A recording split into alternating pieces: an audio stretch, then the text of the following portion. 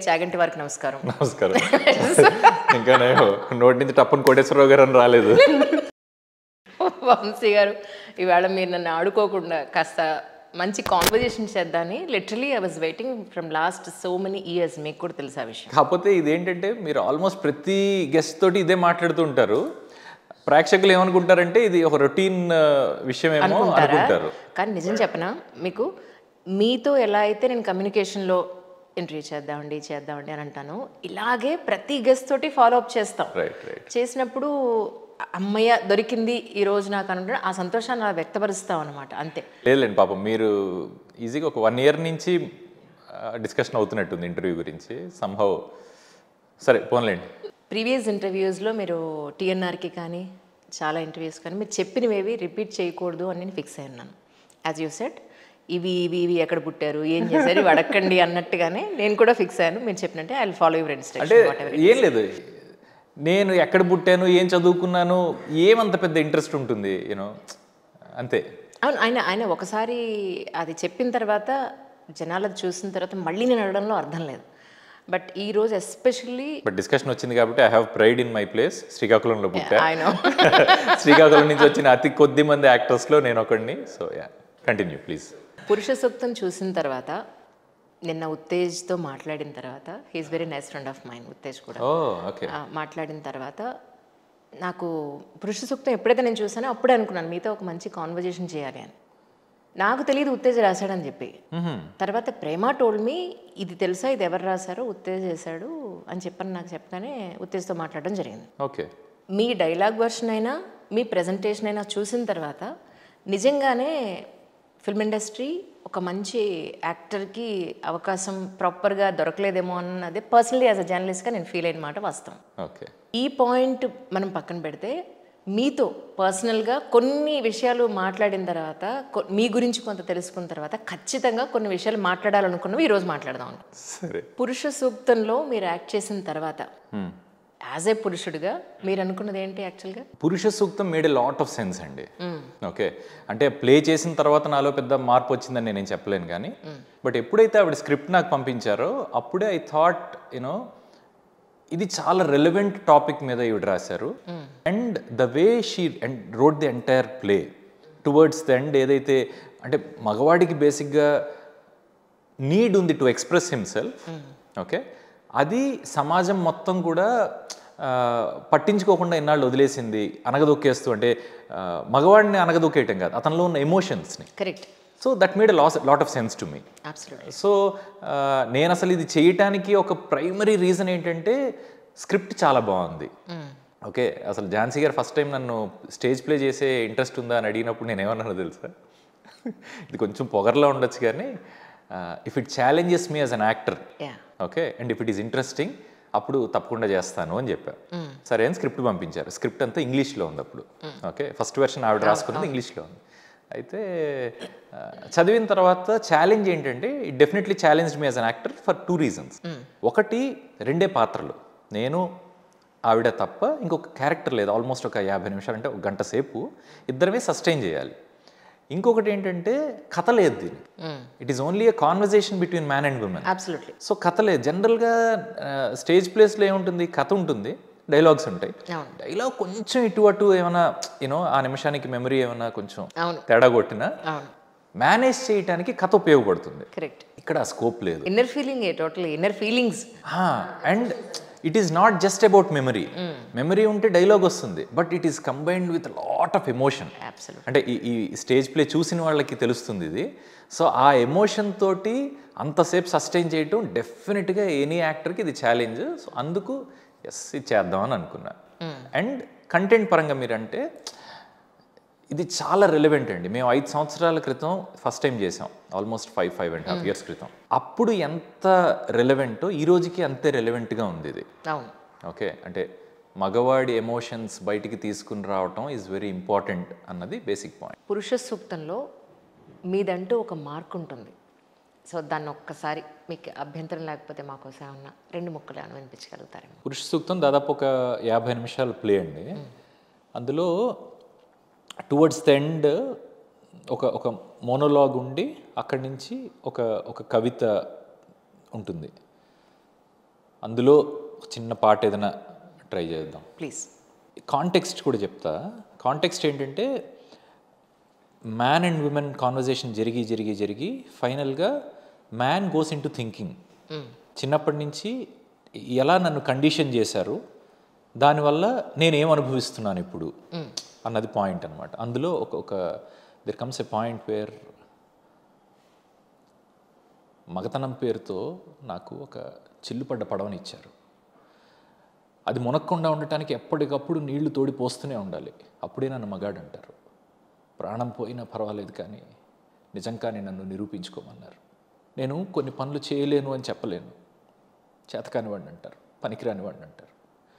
కొన్ని పనులు నేను కూడా చేయగలను అని కూడా చెప్పలేను, ఆడవాళ్ళతో పోలుస్తారు. అది ఇంకా అవమానకరం, ఎందుకంటే వాళ్ళు బలహీనులను నాకు చిన్నప్పటి నుంచి నూరిపోశారు. బలహీనంగా ఉండటం మగతనం కాదన్నారు. So this is how it goes. ఇది జరిగినప్పుడు ఝాన్సీ గారికి మీకు మధ్య డిస్కషన్ ఏం జరగలేదండి? దేని గురించి? ఎస్పెషల్లీ పురుష సూక్తం అనే దాని గురించి. మిమ్మల్ని చూస్ చేసుకున్నారు, ఈ క్యారెక్టర్కి మిమ్మల్ని అనుకున్నారు. ఓకే, పురుష సూక్తం అన్న పాయింట్ ఆఫ్ వ్యూలోనే ఇది కరెక్టా కాదా, లేదని ఇది ఇక్కడ ఎందుకు పెట్టారు, ఇదిలా లేకపోతే బాగుండేది, ఇది ఉంటే బాగుండేది, ఇలాంటి డిస్కషన్స్ ఏమన్నా? నాకు నేను జనరల్గా I'm basically director's actor. Okay, and ఎప్పుడైనా నాకు రైటింగ్లో ఏదైనా ఏదైనా కొడుతోంది నాకు అని అనిపిస్తే then I will have a very mindful discussion. కానీ this is making sense to మీ.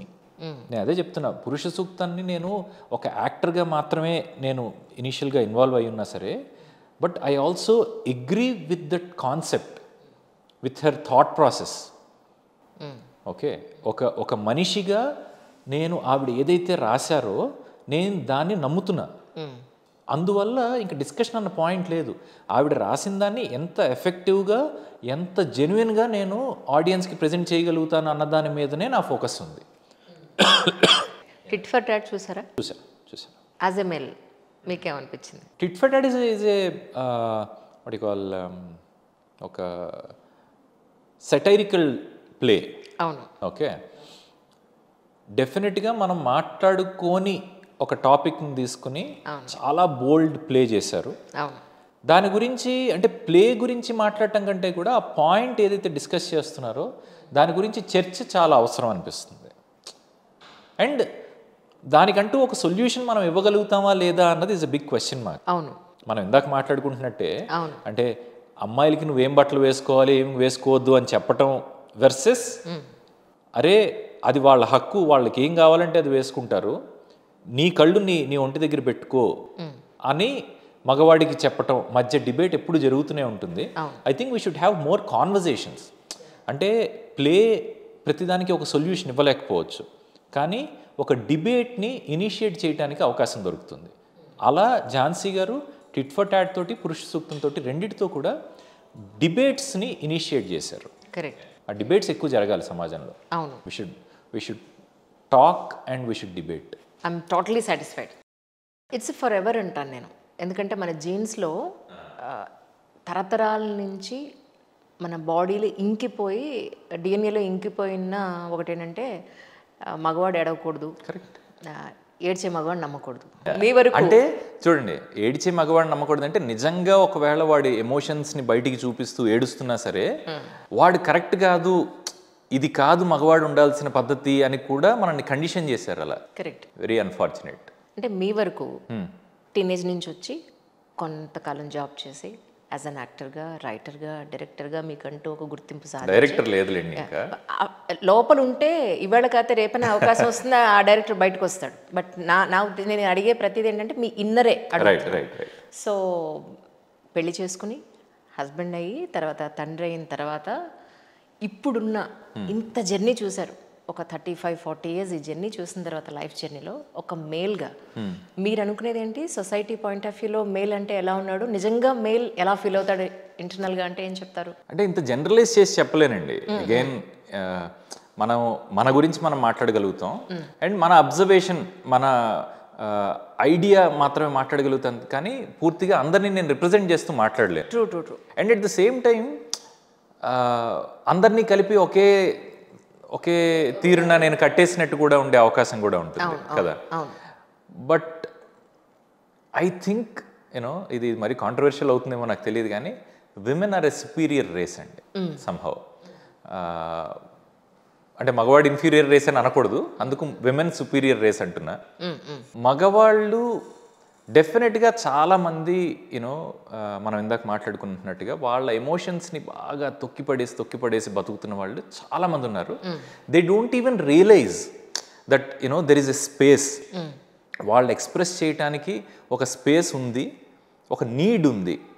ఆ ఎక్స్ప్రెషన్ కనుక బయటికి వస్తే అది వాళ్ళు దే ఫీల్ బెటర్ అన్న విషయం కూడా చాలామందికి తెలియకుండా బతికేస్తున్నారు అనిపిస్తుంది. అంటే మీరు చెప్పింది కొంతవరకు కరెక్టే, బట్ పర్సంటేజ్ వైజ్ చాలామంది చెప్పారు. ఇప్పుడు యాజ్ యూ సెడ్, మగవాళ్ళు వాళ్ళ ఫీలింగ్స్ని వాళ్ళ ఎమోషన్స్ని షేర్ చేసుకుంటే వైఫో ఫ్రెండో ఫ్యామిలీ వాళ్ళు ఏమనుకుంటారు అన్నట్టుగా లోపలే ఉండిపోవడం వల్ల కూడా చాలా వరకు నిన్న ఒక చిన్న డిస్కషన్ జరిగింది ఒక సైకాలజిస్ట్ తోటి. ఆవిడన్నారు మేలే ఎక్కువ సూసైడ్ చేసుకుంటూ ఉంటారు అని చెప్పారు. విమెన్ కంటే 3 times ఎక్కువ అట. That's what the statistics. అయితే ఎస్పెషలీ జాయింట్ ఫ్యామిలీలో కానీ లేదా లవ్ మ్యారేజెస్లో కానీ అరేంజ్డ్ మ్యారేజెస్లో కానీ అప్పటికన్నా ఇప్పుడు కొంచెం మారలేదంటారా? అంటే ఓపెన్ అప్ అయ్యి this is what exactly going on, we need to think in that point of view అనేది ఇద్దరి మధ్యలో బ్యాలెన్స్ అనేది కానీ ఓపెన్ అప్ అయ్యి మాట్లాడడం కానీ పెరిగిందా లేదా అంటే ఏమంటారు మీరు? అంటే నెంబర్స్ మనకు తెలియవు కాబట్టి మనం క్వాంటిఫై చేయలేం, కానీ డెఫినెట్గా ఒక ప్రోగ్రెషన్ ఉందని అనుకుంటున్నాను నేను. ఓకే, యాజ్ యూ సెడ్, అంటే ఇప్పుడు లవ్ మ్యారేజెస్ అని మీరు ఏదైతే అన్నారో కొంచెం బెటర్ అండర్స్టాండింగ్ ఉంటుంది. ఆల్రెడీ వాళ్ళు మనుషులు తెలిసి ఉంటారు. ఓకే, కొత్తగా పెళ్లి చూపుల్లో చూసి మళ్ళీ తర్వాత పెళ్లిలో మాత్రమే రెండోసారి చూసుకునే పరిస్థితుల నుంచి మెల్లగా ఆల్రెడీ తెలిసిన మనుషులతోటి గడపటం అన్నది కొంత బెటర్గా ఉంటుందేమో ఫర్ ఎక్స్ప్రెసింగ్ దెమ్సెల్వ్స్. సో ఆ నెంబర్స్ తగ్గుతున్నాయేమో మరి, I don't know. Me love మ్యారేజా అరేంజ్ మ్యారేజ్? నాది అరేంజ్ లవ్ మ్యారేజ్ అండి. ఫస్ట్ అరేంజ్ ఉంది కాబట్టి ఫస్ట్ లవ్ మ్యారేజ్, తర్వాత ప్రాపర్గా అరేంజ్ అయింది అది. అంతేనా? అంతే. మీరు మీ ఎక్స్పెక్టేషన్స్ని కానీ లేదంటే మీ ఫ్యూచర్ ప్లాన్స్ ఇలా ఉన్నాయని కానీ, నాకు ఇలా ఉంటేనే ఇష్టం, ఇలా ఉంటే నాకు ఇష్టం ఉండదు, నేను అడ్జస్ట్ అవ్వలేను, నువ్వే అడ్జస్ట్ అవ్వాలి, ఇలాంటివి పెళ్ళికి ముందు మాట్లాడినప్పుడు విమెన్ ఒక ఎమోషన్లోనూ ఒక అట్రాక్షన్లోనూ మేబీ వాళ్ళ మధ్య ఉన్న ప్రేమ వల్ల అప్పుడు మాట్లాడకపోవచ్చు, కానీ పెళ్ళయి కొన్నేళ్ల తర్వాత అవే విషయాలు తను డైజెస్ట్ చేసుకునే పరిస్థితి రాకపోవచ్చు. మేబీ మీ విషయంలో ఏమైంది అంటే ఏం చెప్తారు? లేదు, అంత కాంప్లికేషన్ లేదండి. నేను అంటే I was always very open. Okay, major hurdle ఏంటి, నేను ఫిల్మ్ ఇండస్ట్రీకి రావటమే మేజర్ హర్డిల్, అంతే కదంటే ఫ్యామిలీ బ్యాక్గ్రౌండ్ లేవు, బల్సిన్ ఫ్యామిలీ కాదు, ఓకే, గాడ్ ఫాదర్స్ లేరు, ఎవరు లేరు. సో ఒక ఫస్ట్ జనరేషన్ ఫెలోగా నేను ఇండస్ట్రీకి వచ్చా. సో అండ్ ఆర్థడాక్స్ ఫ్యామిలీ నుంచి వచ్చాము. సో దానివల్ల కొంత భయాలు యూనో ఇంట్లో ఉండటం సహజం. ఓకే, బట్ ఈ ప్యాషన్ ఎలా ఉంటుందంటే, ప్యాషన్ అన్న వర్డ్ కూడా చాలా చిన్నదండి. ఇంకొక పదం లేక ప్యాషన్ అని అంటాం, కానీ it is much beyond that. ఇక్కడ ఏంటంటే అన్నీ ప్రతికూలంగా ఉంటాయి. యూనో ఫస్ట్ జనరేషన్ యాక్టర్కి అన్నీ ప్రతికూలంగా ఉంటే వాడు ఇంకా జీవితాంతం ఎదురెదడానికి ప్రిపేర్ అయ్యి ఇక్కడికి రావాలి. దానికి ఒక గుండె సరిపోదు, 2-3 గుండెకాయలు కావాలి. ఓకే, సో ఆ స్ట్రెంగ్త్ ఉంటే కానీ ఇక్కడ సస్టైన్ కాలేం. ఎందుకంటే ఇప్పుడు మీరు ఇందాక మనం ఏదో సరదాగా మాట్లాడుకుని మీరు ఏం చదువుకున్నారు ఇవన్నీ మాట్లాడుతున్నాం. సో ఒక డిగ్రీ చేసాము, ఇంత పర్సంటేజ్ వచ్చింది అని అంటే ఇంత పర్సంటేజ్కి ఈ ఉద్యోగాలు వచ్చే అవకాశాలు ఎక్కువ ఉంటాయి. ఈ మినిమం ఒక 70 వస్తే వీళ్ళు ఈ కంపెనీలకి అప్లై చేయొచ్చు. కొంచెం కమ్యూనికేషన్ స్కిల్స్ బాగానే ఉంటే ఇంటర్వ్యూ క్లియర్ చేయొచ్చు. అనలిటికల్ స్కిల్స్ ఉంటే రిటర్న్ టెస్ట్లు పాస్, ఇలా ఏవో ఉంటాయి కదా లెక్కలు. ఈ ఫిల్మ్ ఇండస్ట్రీలో అంటే ఆర్ట్కి జనరల్గా కొలమానాలు ఉండవు. అంటే వీడు ఇంత టాలెంటెడ్, వాడు అంత టాలెంటెడ్ అనే ఉండదు కదా. నేను చూసేది 100 మందికి నచ్చితే ఒక రకంగా నేను పాస్ అయినట్టు, 1000 మందికి నచ్చితే నెక్స్ట్ లెవెల్కి వెళ్ళినట్టు. సో ఇది సమాజం మీద డిపెండ్ అయి ఉంటుంది. అండ్ సమాజం ఏమి తిరిగి మనకి సినిమాలు ప్రొడ్యూస్ చేయదు. సో ఒక సెట్ ఆఫ్ ప్రొడ్యూసర్స్ ఎవరో వాళ్ళు వీడి మీద రూపాయి పెడితే పనికొస్తుంది అని నమ్మితే మాత్రమే ఇది ఉంటుంది. సో ఇది చాలా వాలటైల్గా ఉంటుంది కదా. సో ఇలాంటి చోట ఇక్కడికి రావాలి, నిలబడాలి అని అంటే ఒక పిచ్చి ధైర్యం ఉండాలి, చాలా కావాలి. ఒక మూర్ఖత్వం అనండి మీరు, అది ధైర్యం అనండి, what ever you call it, అది ఉండాలి. అది నాకు ఒక 15-20 సంవత్సరాల క్రితం ఎలా ఉందో ఇప్పటికీ అలానే ఉంది. కాబట్టి నేను మనిషిగా పెద్దగా మారలేదు అంటున్నాను నేను. ఇంకా ఇంకేం మారుతారు? కాదు కాదు, అంటే సందర్భాన్ని బట్టి, పరిస్థితులను బట్టి కొన్నిసార్లు మనుషులు మారుతారండి. అంటే లైఫ్ చేంజింగ్ ఎక్స్పీరియన్సెస్ ఎప్పుడైతే జరుగుతాయో ఓకే, అలాంటప్పుడు మారతాయి, మారాల్సి వస్తుందేమో. బట్ ఈ strength or madness or whatever you call it, ఇది ఎప్పటి నుంచో ఉండటం మూలన నేను కొత్త సర్ప్రైజెస్ ఏమి ఇంట్లో ఇవ్వను. ఓకే, ఎందుకంటే నా madness or you know whatever it is అది ఎప్పుడో చూపించేసా కదా, ఇదిగో దిస్ ఈజ్ మై పాత్ అని చెప్పున్నా కదా.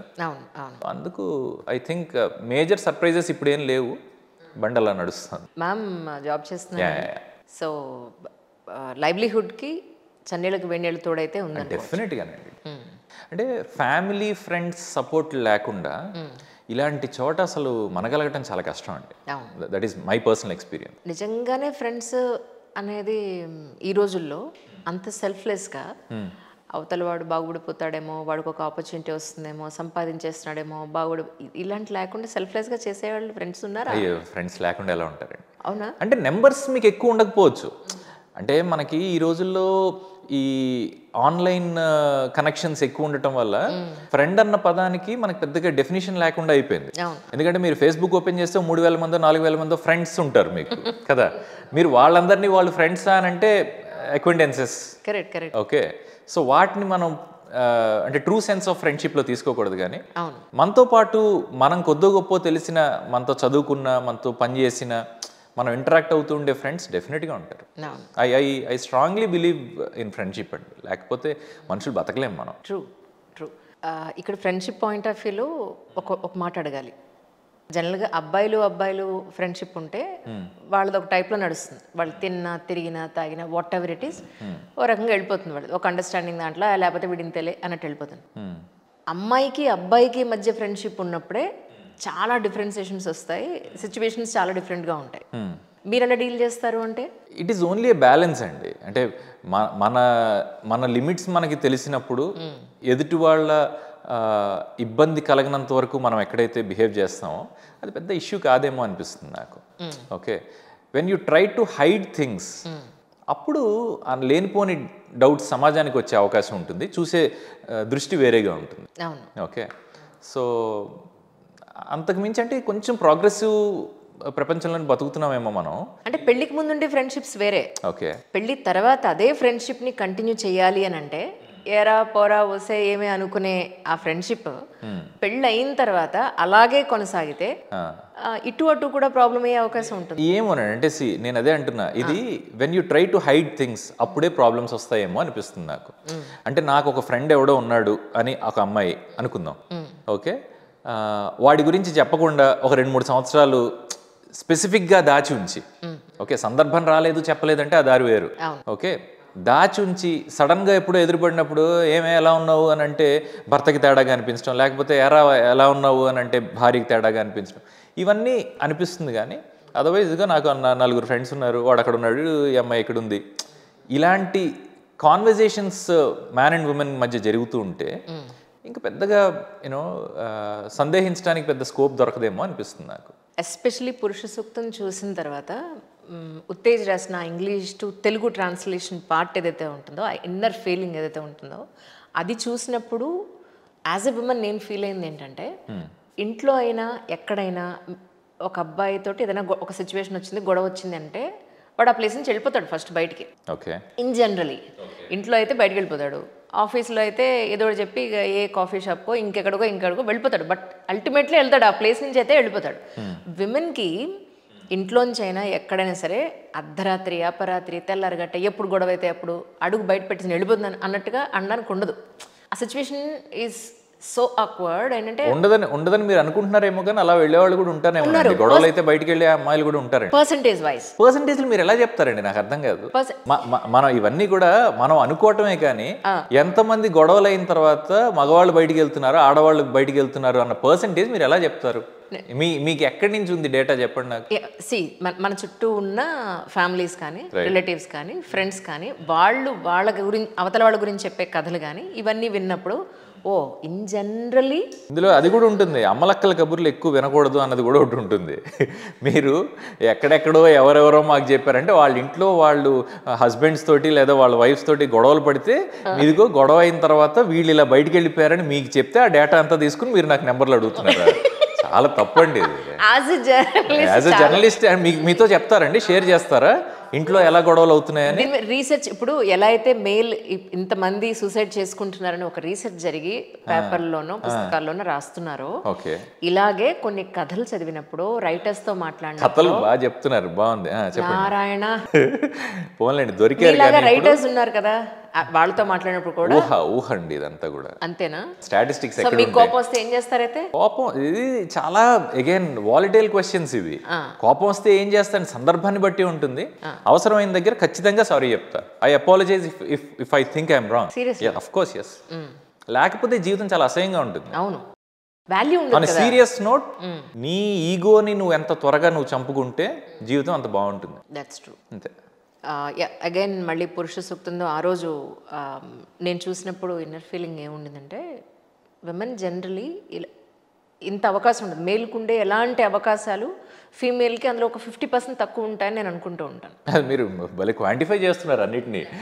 క్వాంటిఫై కాదు, నేను రీసెర్చ్ చేసి చాలా మంది ఐపీఎస్ ఆఫీసులు, చాలా మంది లేడీ పోలీస్ ఆఫీసర్స్ ఉన్నారు, వాళ్ళతో మాట్లాడినప్పుడు కూడా వాళ్ళ దగ్గరకు వచ్చే కేసెస్ కూడా ఎలా ఉంటాయి, ఎలాంటి కేసులు రిజిస్టర్ అవుతున్నాయి, రిజిస్టర్ కాని ఎలా కేసులు ఉన్నాయి, ఇవన్నీ డిస్కస్ చేస్తున్నప్పుడు ఉండే అవుట్పుట్ నేను మీ ముందు పెడుతున్నాను. ఎందుకంటే మీ థాట్ ప్రాసెస్ నేను చాలాసార్లు ఆలోచించినప్పుడు, వెన్ పురుష సూక్తం చూసినప్పుడు, తర్వాత మీరు నేను ఒక ఫేస్బుక్లో మీరు నా మీద రైట్ రైట్ రైట్ సో అది పెట్టినప్పుడు అదేంటో ప్రపంచానికి చెప్పండి, లేకపోతే వాళ్ళు కన్ఫ్యూజ్ అవుతారు. లేదు కన్ఫ్యూజ్ లేదు. సరిత గారితో అప్పుడు డిఎస్పి, ఇప్పుడు వారి పోస్ట్ ఏముందో తెలియదు, ఇప్పుడు గుంటూరులోనే మంగళగిరిలోనే పోస్టింగ్లో ఉన్నారు. అప్పుడు ఒక ఇంటర్వ్యూ చేసినప్పుడు ఆ ఇంటర్వ్యూలో ఒక పార్ట్ దాని గురించి వారు కమెంట్ చేయడం జరిగింది. అది ఇండైరెక్ట్గా చాలామంది నాకు పంపించారు. వంశీ చాగంటి గారు ఇలా ఇలా ఇలా పెట్టారు ఫేస్బుక్లో, ఇలా ఇలా ఇలా ఇలా. అవును, ఆడవాళ్ళు ఏం బట్టలు వేసుకోవాలి అని మీరు డిఫైన్ చేసి మీరు చెప్పారులేండి అందులో. అది కాదు, వినండి వినండి, నా ఇన్నర్ సెన్స్ చెప్తాను. సరే 1 by 1 వద్దాం. అప్పటి నుంచి అనుకుంటున్నా మీతో కాన్వర్జేషన్ చేద్దామని. ఇంతకీ చెప్పొచ్చుది అది. ఆ ఇంటర్వ్యూ 5 ఏళ్ళైంది లిటరలీ. అయితే ఇది నేను ఫస్ట్ దీని గురించి కంప్లీట్ చేశాక అప్పుడు మనం సరిత గారి దగ్గరికి వద్దాం. యాక్చువల్లీ ఆమె చాలా ఉంది, ఎందుకంటే నేను ఇలా అనుకున్నాను కూడా మీకు చెప్పగలిగే అవకాశం నాకు కూడా రావాలి కదా యాక్చువల్లీ. సో నేను అనుకునేది ఏంటంటే, ఇప్పుడు నిన్న సూసైడ్ చేసుకుంటున్నారని ఎవరైతే నాతో అన్నారో, నేను అన్నాను, ఏమంటే విమెన్ ఏడ్చేస్తారు, మేల్ ఏడ్చే అవకాశం సమ్ టైమ్స్ దొరకకపోవచ్చు. 90% ఏడ్చే వాళ్ళని నమ్మకూడదు అనేమో మన వాళ్ళలోనే ఇది ఉంది, ఒక శాస్త్రంలో చెప్తారు. బట్ కానీ శాస్త్రం ఏం లేదండి, మీరు దానికి పెద్ద శాస్త్రం అన్న పదం చెప్పకండి. కానీ ఏదో ఒక మాట అంతే, ఎవరో సరదాగా క్రియేట్ చేసిందో ఇంకే, దాన్ని మనం మరీ సీరియస్ గా తీసుకోకూడదని అందుకే అంటున్నా.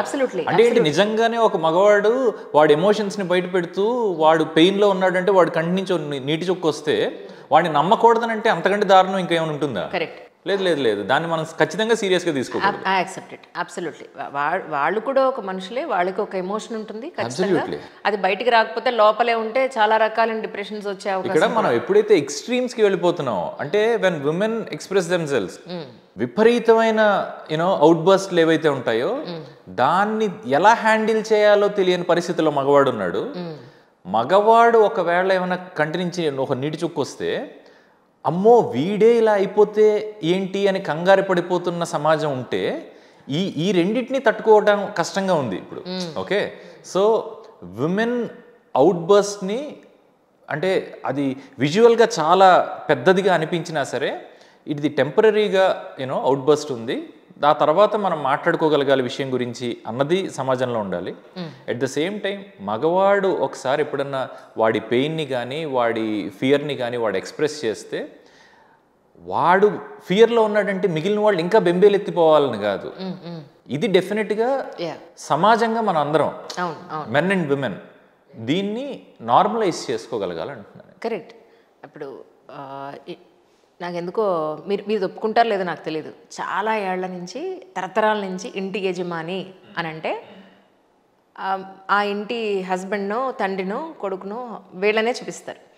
అది మీరు అది బాగా ఇంకిపోయిందేమో బ్లడ్లో అనిపిస్తూ ఉంటుంది. ఎందుకంటే ఈరోజు విమెన్ ఇంతకు ముందు అంటే ఇంటికే పరిమితమైన విమెన్ ఈరోజు అందరితో సమానంగా అందరిలానే ఆమె కూడా చదువుకుంటోంది, ఇన్కమ్ సోర్స్ ఉంది, ఆవిడ డ్రైవింగ్ నేర్చుకుంది, ఇందుగరడు అందులేడు అన్నట్టుగా ఏ ఫీల్డ్లో చూసినా విమెన్ ఉన్నారు.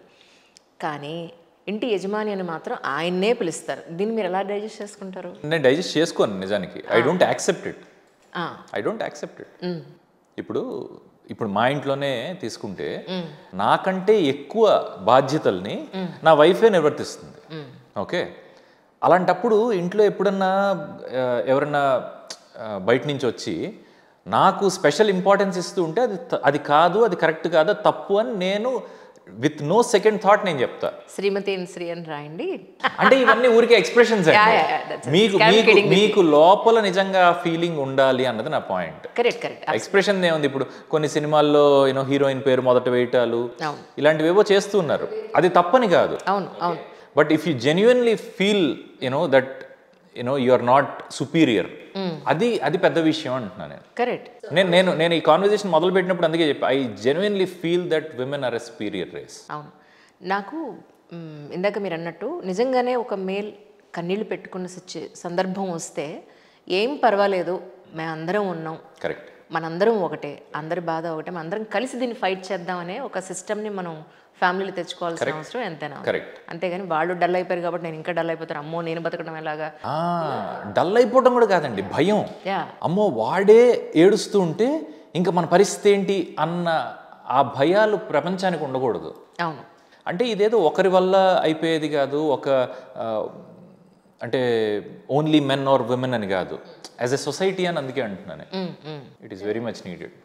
మా ఫ్రెండ్స్ అడుగుతూ ఉంటారు, నీకు వచ్చే జీతం నీకు బతకడానికి సరిపోతుంది, నీ పిల్లల్ని బతికించడానికి సరిపోతుంది, ఒక క్వాలిటీ లైఫ్ కోసం సరిపోతుంది, రేపు నీకు ఒక అమ్మాయి ఉంది కదా, ఒక 10 ఏళ్ల తర్వాత ఎప్పుడో పెళ్లి చేయాలి కదా, ఏమిస్తావే మరి కట్నం అని. నేను అన్నాను, నేను కట్నం ఇవ్వను, నేను కట్నం తీసుకోను, నాకు అమ్మాయి అబ్బాయి ఇద్దరు ఉన్నారు, నేను కట్నం ఇవ్వను, కట్నం తీసుకోను. ఎవరిస్తారు, ఎవరు ఇవ్వరు అన్నారు. నిన్న ఈ రోజుల్లో ఆరోగ్యంగా ఉన్న పిల్లలు, మంచి సిస్టమ్ ఉన్న ఫ్యామిలీ, పద్ధతి ఉన్న ఫ్యామిలీ, చక్కగా చదువుకున్నాడు, సొసైటీలో ఎలాంటి పనికిమాలిన అలవాట్లు లేవు అన్న వాళ్ళు దొరకడమే మహా గొప్ప విషయం. అలాంటి వాళ్ళు నేను సొసైటీకి నెక్స్ట్ ఫ్యామిలీ వాళ్ళకి ఎవరైతే చేసుకుంటారో వాళ్ళకి ఇస్తున్నాను నేను ధైర్యంగా చెప్తాను. 100%. ఇంతకు మించిన ఆస్తి ఇంకేం లేదు అని అంటాను. మీకు 2 ఆడపిల్లలు, యాజ్ ఏ ఫాదర్గా మీరేమనుకున్నారు? నేను ప్రైమరీలీ నేను చేస్తున్నది అంటే పెళ్లిళ్ళ గురించి ఇప్పుడే ఆలోచించే వయసు కాదు. వాళ్ళు చాలా బట్ వాళ్ళ స్కూలింగ్ విషయంలో నేను ఒకటే కాల్ తీసుకున్నాను అనమాట. అంటే పెద్ద పెద్ద సో కాల్డ్ ఇంటర్నేషనల్ స్కూల్స్ పేర్లతో ఏవైతే హైదరాబాద్లో పర్టికులర్గా, అంటే నేను హైదరాబాద్లో పుట్టి పెరిగిన వాడిని కాదు, నా వైఫ్ కూడా ఇక్కడ పుట్టి పెరిగింది కాదు, మేమిద్దరం కూడా టౌన్స్ నుంచి వచ్చిన వాళ్ళం, అంటే శ్రీకాకుళం, గుంటూరు ఇలాంటి చోట్ల నుంచి వచ్చిన వాళ్ళం. ఓకే, హైదరాబాద్లో స్కూలింగ్లోనే డ్రగ్ కల్చర్ ఉందన్న విషయాలు ఇవన్నీ కూడా ఇక్కడికి వచ్చిన తర్వాత, ఇప్పుడు ప్రాబబ్లీ టౌన్స్ కూడా పాకిందేమో నాకు తెలియదు, కానీ ఎక్కువగా హైదరాబాద్లో ఇది వినేసరికి నాకు భయం వేసింది. ఓకే, సో ఒక మంచి స్కూల్లో జాయిన్ చేయటం is the need of the hour అనిపించింది.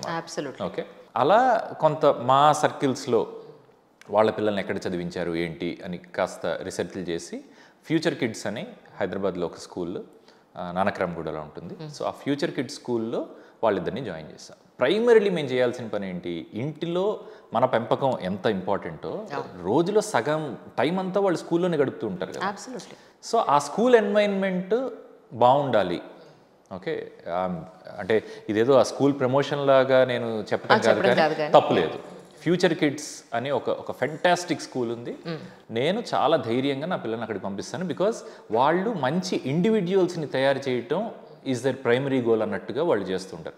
అకాడమిక్స్ ప్రతి చోట అవే అకాడమిక్స్ అండి, అంటే సిలబస్లు కొంచెం ఇటు అటు మారుతూ ఉంటాయి. ఓకే, కొంతమంది ఎక్కువ రుద్దుతారు, కొంతమంది తక్కువ రుద్దుతారు. ప్రెసెంట్ ఉన్న సిచ్యువేషన్లో మనకి పద్ధతే కరెక్ట్, ఫస్ట్ ప్రయారిటీ. అప్బ్రింగింగ్ ఎలా ఉంటుంది అన్నది ఇంట్లో ఎంత రెస్పాన్సిబిలిటీ ఉంటుందో స్కూల్లో అంత రెస్పాన్సిబిలిటీ ఉంటుంది. సో ఆ ఒక్క పని మాత్రం ప్రస్తుతం మేము చేస్తున్నాం. They are going to future kids. It is very good school. ఆ తర్వాత ఏంటి అన్నది ఇంకా ఆ టైం వచ్చినప్పుడు కరెక్ట్ మెల్లమెల్లగా వెళ్తూ ఉండాలి. కానీ నిజానికి అంటే కట్నానికి వ్యతిరేక మీరు అంటే డెఫినెట్గా వ్యతిరేకం. ఈ రోజుల్లో నాకు అంటే మనం ఇంకా కట్నాలు ఏంటి అని మనం ఎంత మాట్లాడుకుంటామో, బట్ ఇట్ ఈస్ చాలా మంది ఇప్పటికీ కట్నాలు తీసుకుంటూ ఉన్నవాళ్ళు నాకు తెలుసు.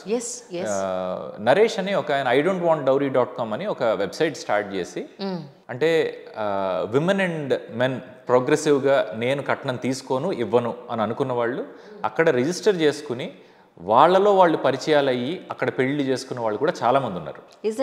ఇది మోర్ దాన్ ఎ డికేడ్ అండి. idon'twantdowry.com. నాకు నరేష్ అని ఆయన ఎప్పటి నుంచో పరిచయం. నేను వాళ్ళ 1-2 ఈవెంట్స్కి నేను కూడా వెళ్ళటం జరిగింది. ఒకసారి జయప్రకాష్ నారాయణ గారు నేను కూడా ఒకసారి వెళ్ళాం. సో అలాంటి వాళ్ళు ఇంకా ఉన్నారు. అంటే ఈ నీడ్ ఉంది అని ఐడెంటిఫై చేసి అలా లైక్ మైండెడ్ పీపుల్ని కలుపుతున్న వాళ్ళు కూడా ఉన్నారు. ట్రూ. నేను ఫస్ట్ టైం విన్నాను యాక్చువల్లీ. నిజంగా తెలియదు నాకు. It's so good to hear that really. So అయితే 2025లో ఆల్రెడీ పైప్ లైన్లో ఉన్న ప్రాజెక్ట్స్ గురించి కానీ లేదా డబ్బింగ్ అయ్యి రిలీజ్కి రెడీగా ఉన్న ప్రాజెక్ట్స్ గురించి కానీ ఏమన్నా చెప్తే. ఒక 3 సినిమాలు నావి, నేను ఆల్మోస్ట్ లీడ్ క్యారెక్టర్స్లో చేసిన ఒక 3 సినిమాలు రిలీజ్ ఉన్నాయండి. ఒకటి నేను మంచులక్ష్మి గారు చేసాం. ఫెంటాస్టిక్ ఫిల్మ్ అది. అంటే that is something that I can say I'm proud of. చాలా మంచి సినిమా. అంటే టైటిల్ ప్రాపర్గా బయటికి అనౌన్స్ చేస్తాం ఒక రోజు ఏదైనా చూసుకుని. But it's an amazing film. Manchu Lakshmi గారు ఆవిడ లైఫ్లో టాప్ 1, 2, 3లో పెట్టుకోగలిగిన సినిమా ఒకటి నేను చేశాను. ఓకే, విత్ ఆల్ సీరియస్నెస్ చెప్తున్నా ఇది. అది ఒకటి. అసలు కాపీ రెడీ అండి, బిజినెస్ డిస్కషన్స్ అది. తర్వాత ఇంకొకటి నేను రాహుల్ విజయ్ ఒకటి చేసాం. Okay, that's a very good film. Ravindra అని ఫస్ట్ టైం డైరెక్టర్, బట్ చాలా బాగా వర్క్ చేశారు. అతనితో ప్రాబబ్లీ నా నెక్స్ట్ ఫిల్మ్ కూడా ఆయనతోటి మళ్ళీ చేస్తున్నా, డిస్కషన్స్ అవుతున్నాయి ప్రస్తుతం, కథా చర్చల్లో ఉన్నాయి. తర్వాత మాన్స్టర్ అని ఇంకొక సినిమా నేను దర్శి చేసాం అందులో. ఈ 3 సినిమాలు కూడా నెక్స్ట్ ఫ్యూ మంత్స్లో బయటకు వస్తాయన్నమాట. అది అంటే డైరెక్ట్ థియేటర్సా ఓటీటీసా అన్నది అది ఇంకా ఎవరు చెప్పే పరిస్థితిలో లేరు. But these 3 films are in pipeline. యాక్టర్గా సుమంత్ గారి సినిమా ఒకటి మహేంద్రగిరి వారాహి అని, ఆ సినిమా ఒకటి షూట్ ఆల్మోస్ట్ అయిపోయింది. ఇంకొక 2 days నా వర్క్ ఉంది. It's very interesting film. ఆ తర్వాత ఎప్పుడో మొదలుపెట్టి పాజ్ అయ్యి మళ్ళీ రెజ్యూమ్ అవ్వాల్సింది ఉస్తాద్ భగత్ సింగ్, పవన్ కళ్యాణ్ హరిశంకర్ గారిది. సో ఆ ఫిల్మ్ పవన్ కళ్యాణ్ గారు మళ్ళీ డేట్లు ఎప్పుడు ఇస్తారో వెయిట్ చేస్తున్నాం అనమాట. అంటే ఇప్పుడు హరిహర వీరమల్లు, ఓజీ ఈ 2 అయిపోయిన తర్వాత దీనికి నాకు తెలిసి డేట్స్ అలాట్ చేస్తారు ఆయన. సో అందులో ఆల్రెడీ ఒక 2 days వర్క్ చేశా. ఇంకొక 8 to 10 days వర్క్ ఉందనుకుంటా నాది. ఇది పేరెంట్స్ అది ఎంతవరకు వచ్చిందండి? అంటే ఇవన్నీ బయటకు వచ్చిన తర్వాత అది కూడా పైప్ లైన్లో వస్తుంది. రైట్, ఎందుకంటే అది ప్రోడక్ట్ రెడీ అయ్యి ఉంది కదా. So I was waiting actually. అంతే. ఇవి అంటే ఇవి మంచి సినిమాని బయటికి తీసుకుని రావటం కాదు కదండి. Everything is on numbers. Set అవ్వాలి కదా. అంటే ఎలా చెప్పాలి, మొన్న ఎప్పుడో ఒక పోస్ట్ ఎక్కడో చూసా. ఒక 1 kilo స్టీల్ ఒక బార్ ఉందనుకోండి, దానికి ఒక ప్రైస్ ఉంటుంది. ఓకే, ఆ స్టీల్ని నెయిల్స్గా చేస్తే ఒక ప్రైసింగ్ ఉంటుంది. అదే ఒక సర్జరీకి కావాల్సినట్టుగా దాన్ని మలిస్తే దాని ప్రైస్ పెరుగుతూ ఉంటుంది. సో ఒకే వస్తువుకి చిన్న ఫామ్ డిఫరెన్స్లో దాని వాల్యూ మారుతూ ఉంటుంది కదా. అలానే సినిమా కూడా ఒకసారి ఒకడు ఫస్ట్ అటెంప్ట్గా ఒకటి చేసినప్పుడు దానికి ఇంత వాల్యూ ఉంటుంది. అదే వ్యక్తి ఒక హిట్ తర్వాత దీన్ని బయటికి తీసుకుని వస్తే దాని వాల్యూ మారుతుంది. Absolutely correct. అంతే, యాజ్ సింపుల్ యాజ్. కరెక్ట్. కానీ నిజంగా డబ్బు సంపాదించాలి అని అంటే మీకున్న ఎడ్యుకేషన్ క్వాలిఫికేషన్కి వర్క్ ఎక్స్పీరియన్స్కి చాలా సంపాదించి ఉంటారు. కానీ మీకు సినిమా అంటే ఒక పెచ్చుందని అని నేను గుర్తించిన దాంట్లో నేను కరెక్ట్ వర్డ్ అనిపిస్తుంది. విపరీతమైన ఇష్టం, విపరీతమైన ప్రేమ, గౌరవం. అది కూడా ఉంది. అంటే మనం సినిమా పిచ్ అని టక్కన మాట్లాడేస్తాం కదండి అందులో. అంటే సినిమా పిచ్ చాలా మందికి ఉంటుందండి. అంటే సినిమా చూసే చాలా మందికి సినిమా పిచ్చే ఉంటుంది. ఓకే, నేను అనేది అంటే సినిమా మీద ఒక ప్రేమ, గౌరవం ఉండటం చాలా ఇంపార్టెంట్. 100%. అది లేకపోతే మీరు ఈరోజు ఇప్పటి వరకు ఇలా ఉండేవారు కాదు. Absolutely, I understand totally. కానీ ఇటువైపు ఇంత ప్యాషనెట్గా ఉండడం వల్ల నిజంగానే కొన్ని మిస్ అయిపోయాను ఫీలింగ్ ఉందా సార్ మీకేమన్నా? ఏం మిస్ అవుతామండి అంటే మెటీరియల్ కంఫర్ట్సే కదా. చిన్న కాంప్రమైజ్ అక్కడే కదా. అవును అవును. దేనికి అంత ఉంటుంది చెప్పండి ఒకసారి. ఇప్పుడు నేను నిజంగా చెప్తున్నా, నేను గుంటూరులో ఇంజనీరింగ్ చేసేటప్పుడు ఒక పెంట్ హౌస్లో ఉండేవాడిని. నేను ఒక ఇద్దరు ఫ్రెండ్స్తో కలిసి ఉండేవాడిని. నా పెంట్ హౌస్ నుంచి బయటికి రాగానే ఒక చిన్న ఉయ్యాలు ఉండేది. ఓకే, ఆ ఉయ్యాల్లో ఊగుతూ కూర్చునేవాళ్ళం సాయంత్రాలు. ఓకే, ఈరోజు హైదరాబాద్లో ఎంతమందికి నిజంగా ఆ అవకాశం ఉంది? మీరు అపర కోటీశ్వర్లను తీసుకోండి, సాయంత్రం బయటికి వచ్చి ఆకాశాన్ని చూడగలిగే పరిస్థితి ఎంతమందికి ఉంది? సో అంతు దేనికి ఉంటుంది? అప్పుడు నేనేమి ధనవంతుడిని కాదు, నాకు అంటే ఇంట్లో డబ్బులు పంపిస్తే హౌస్ రెంట్ కట్టుకునే మనిషిని కదా నేను. అప్పుడున్న తృప్తి ఇప్పుడు హైదరాబాద్లో ఏ ప్లేస్లో నేను ఉంటే నేను ఆకాశం చూడగలుగుతా, నేను నా రూమ్ బయటకు వస్తే నేను ఉయ్యాలు ఊగగలుగుతా కదా. సో అందుకు మెటీరియల్ కంఫర్ట్స్ గురించి ఎక్కువ ఆలోచించి ఓకే నేను ఏదో పెద్ద మిస్ అయిపోతున్నాను అన్న రిగ్రెట్స్ నాకేం లేవు. ఇలా నేను చూస్తే ఇంకొక సెక్టార్లో నేను చూసింది ఏంటంటే వాళ్ళు ఎంతో సంపాదిస్తారు, పెద్ద పెద్ద ఇళ్ళు కడతారు, పెద్ద పెద్ద ఉయ్యాలు కడతారు, కానీ అనుభవించడానికి వాటి దగ్గర టైమే ఉండదు, ఆస్వాదించడానికి అసలు టైమే ఉండదు. మనం ఈ పూట ఉన్నాము అని అంటే మన కోవిడ్ చాలా పెద్ద లెసన్ నేర్పించింది కదా. సో నువ్వు అంటే చిన్నప్పటి నుంచి మనల్ని అడుగుతూ ఉంటారు, what is your long term goal, what is your short term goal, 5 years down the line నువ్వేమిటి, 10 ఏళ్ల తర్వాత నువ్వు ఎక్కడ చూసుకున్నావు? 10 ఏళ్ల తర్వాత బతికి ఉండటం చాలా పెద్ద విషయం కదా ఈ రోజుల్లో. 10 ఏళ్ల తర్వాత ఏంటంటే రేపు పొద్దున్న మనం ఉంటున్నామో లేదో తెలియని ఒక భయం కదా. ఇప్పుడు 30sలో ఉన్నవాడికి very healthy and fit body అనుకున్న వాడికి వాడు హార్ట్ అటాక్ వచ్చి వెళ్ళిపోతున్నాడు, మర్నాడు పొద్దున ఉండట్లేదు మనిషి. సో ఈ రోజు మనం ఉన్నామా, ఈరోజు మనం బాగున్నామా, బాగానే ఉన్నామా, ఇంతకు మించి ఎక్కువ ఆలోచించకూడదేమో అనిపిస్తుంది నాకు. True. So end of the day డబ్బు వెనకాతల పరిగెట్టిన తర్వాత లాస్ట్లో ప్రతి మనిషి రియలైజ్ అయ్యేది, చివరికి యాపిల్ కంపెనీ కనుక్కున్నవాడు కూడా బెడ్ మీద ఉండి రియలైజ్ అయింది ఏంటంటే డబ్బు వెనకాతల పరిగెట్టి అనే మనిషిని నేను సంపాదించుకోలేకపోయాను, ప్రశాంతంగా బతకలేకపోయాను అని. ఎండ్ ఆఫ్ ది డే ప్రతి ఒక్కళ్ళు రావాల్సింది ఆ ఉయ్యాల, ఆ ఆకాశం, ఆ నక్షత్రాలు, ఆ చందమామ, ఇక్కడికే రావాలి. But that is ultimate actually. అంటే లివ్ ద మూమెంట్ అంటారు కదా, అది మనందరం అలవాటు చేసుకుంటే అందరి జీవితాలు బాగుంటాయి. ఈరోజు తిన్నది ప్రాపర్గా రేపు పొద్దునకి అరగగలిగితే అది హెల్త్ అండి కదా. సగం మందికి హైదరాబాద్లో ఐ టెల్ యూ వాళ్ళకి డైజెస్టివ్ ఇష్యూస్ ఎన్ని ఉన్నాయంటే మీరు ఎప్పుడన్నా ఏఐజీకి వెళ్తే తెలుస్తుంది. నాగేశ్వర రెడ్డి గారు ఏఐజీ హాస్పిటల్కి వెళ్తే నాకు అంటే మత్తిపోయింది. అంటే మా అమ్మగారికి షోల్డర్ రీప్లేస్మెంట్ సర్జరీ కోసం అని చెప్పి నేను ఏఐజీకి వెళ్తే అక్కడ గ్యాస్ట్రాంట్రాలజీ డిపార్ట్మెంట్ చూస్తుంటే తెలుస్తుంది మనం తింటున్న ఫుడ్ ఏం తింటున్నామో మనకు తెలియట్లేదు. Okay, we're not focusing on our health. Okay, so మనం హెల్దీ ఫుడ్ తింటూ కొద్దో గొప్ప చిన్న విషయాల్ని మనం ఎంజాయ్ చేయడం మొదలు పెడితే లైఫ్లో అంతకు మించి గొప్ప వే ఆఫ్ లివింగ్ ఇంకేం ఉండదేమో అనిపిస్తుంది నాకు. అంటే నేను ఏదో టూ ఐడియలిస్టిక్గా ఇంటర్వ్యూలో మాట్లాడటం గురించి నేను చెప్పట్లేదు. This is what I'm trying to follow. అలానే నేనేదో ఒక గొప్ప లెవెల్ అటైన్ చేసి నేను ప్రతి నిమిషం ఆనందంగా ఉల్లాసంగా బతుకుతున్నానని చెప్పడం, బోస్ చేయటం నా ఉద్దేశం కాదు. బట్ నా ప్రయత్నం అలా ఉంది. That is what I'm trying to do. అనవసరమైన విషయాల్లో ఎక్కువ దూరకుండా ఉండి, ఓకే, అడిగితే కానీ సలహాలు ఇవ్వకుండా ఉంటే లైఫ్ చాలా సింపుల్గా హాయిగా ఉంటుంది. మనతో అంటే నేను అబ్జర్వ్ చేసింది ఏంటంటే వి ఆల్ హ్యావ్ ఒపీనియన్స్. ప్రతిదాని మీద ఒక ఒపీనియన్ ఉంటుంది.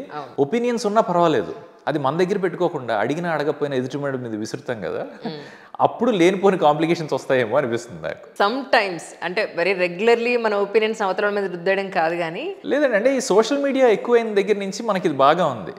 ఇప్పుడు మీకు నచ్చింది ఏదో మీరు పోస్ట్ చేస్తారండి. ఓకే, పోస్ట్ చేసిన తర్వాత నిజంగానే మన ప్రిన్సిపల్స్ తోటి అదేమైనా డిఫర్ అవుతుంది అని అనుకుంటే లేదు ఇది మీరు తప్పు అనిపిస్తుంది అని మాట్లాడటం ఒక రకం.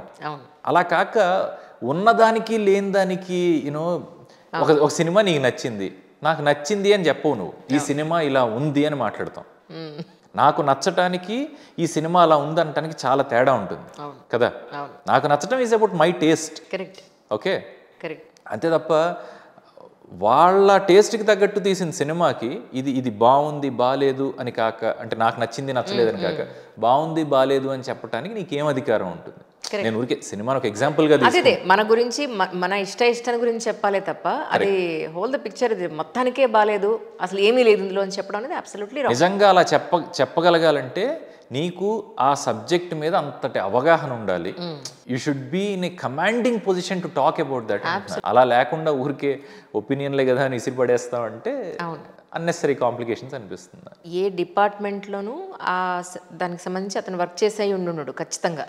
అందుకే టక్కున ఒక కమెంట్ అంత ఈజీగా పాస్ చేసేయగలుగుతాడు. వర్క్ చేసి ఉంటే ఖచ్చితంగా అలాంటి కమెంట్స్ వాడు పాస్ చేసే ఉండడు, నో డౌట్. ఎందుకంటే ఆ డెప్త్ కానీ ఆ కష్టం తెలిసిన వాడు ఎవడు అలా మాట్లాడడం అనేది నా పాయింట్ సార్. అబ్సల్యూట్లీ. తర్వాత మళ్ళీ మీ హ్యాపీ డేస్లో వాళ్ళు కలిసి వర్క్ చేసిన వాళ్ళందరూ ఎప్పుడైనా కలిసారండి? మళ్ళీ కలవటం అంటే స్పెసిఫిక్గా అందరం కలిసి కలుద్దాం అన్నట్టు అయితే ఏం లేదు.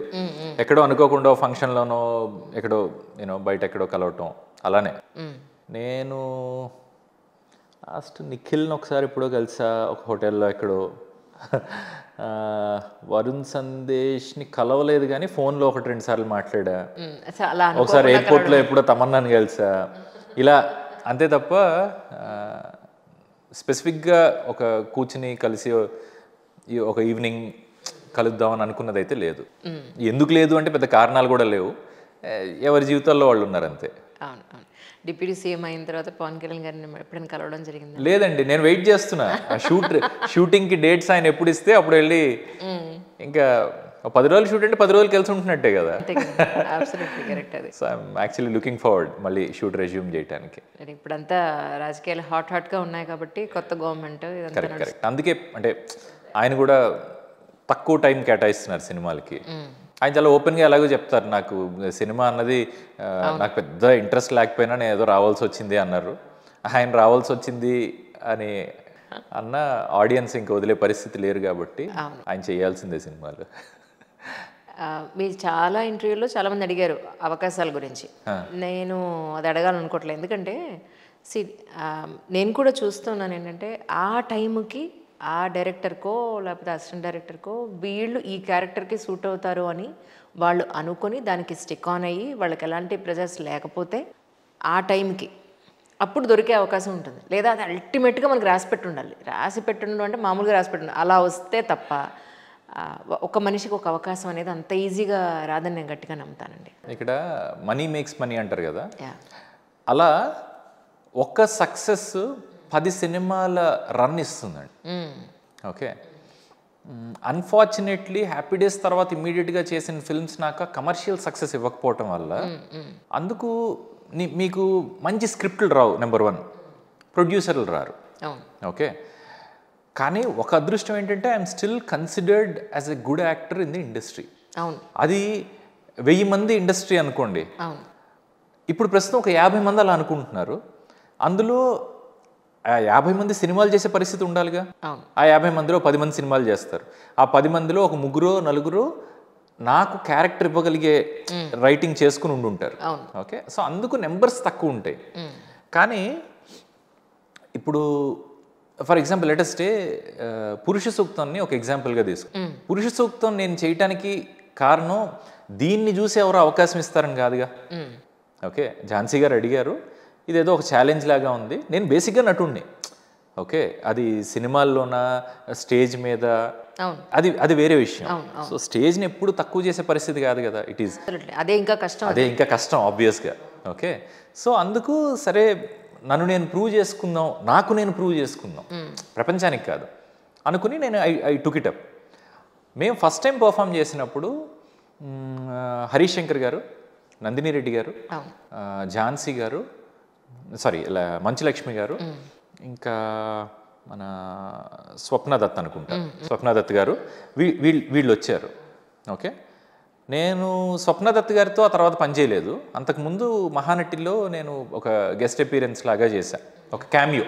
ఓకే, అది నాకు పరిచయం అయ్యి ఉండటం వల్ల నాగి అలానే పరిచయం అని ఇవ్వలేదు కూడా.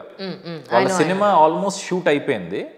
షూట్ అయిపోయిన తర్వాత ఒక చిన్న లింక్ ఏదో మిస్సింగ్ అని అనుకుని మొత్తం ఎడిట్ వెర్షన్ చూసుకున్న తర్వాత యాడ్ చేసిన సీన్స్లో నన్ను అడిగారు.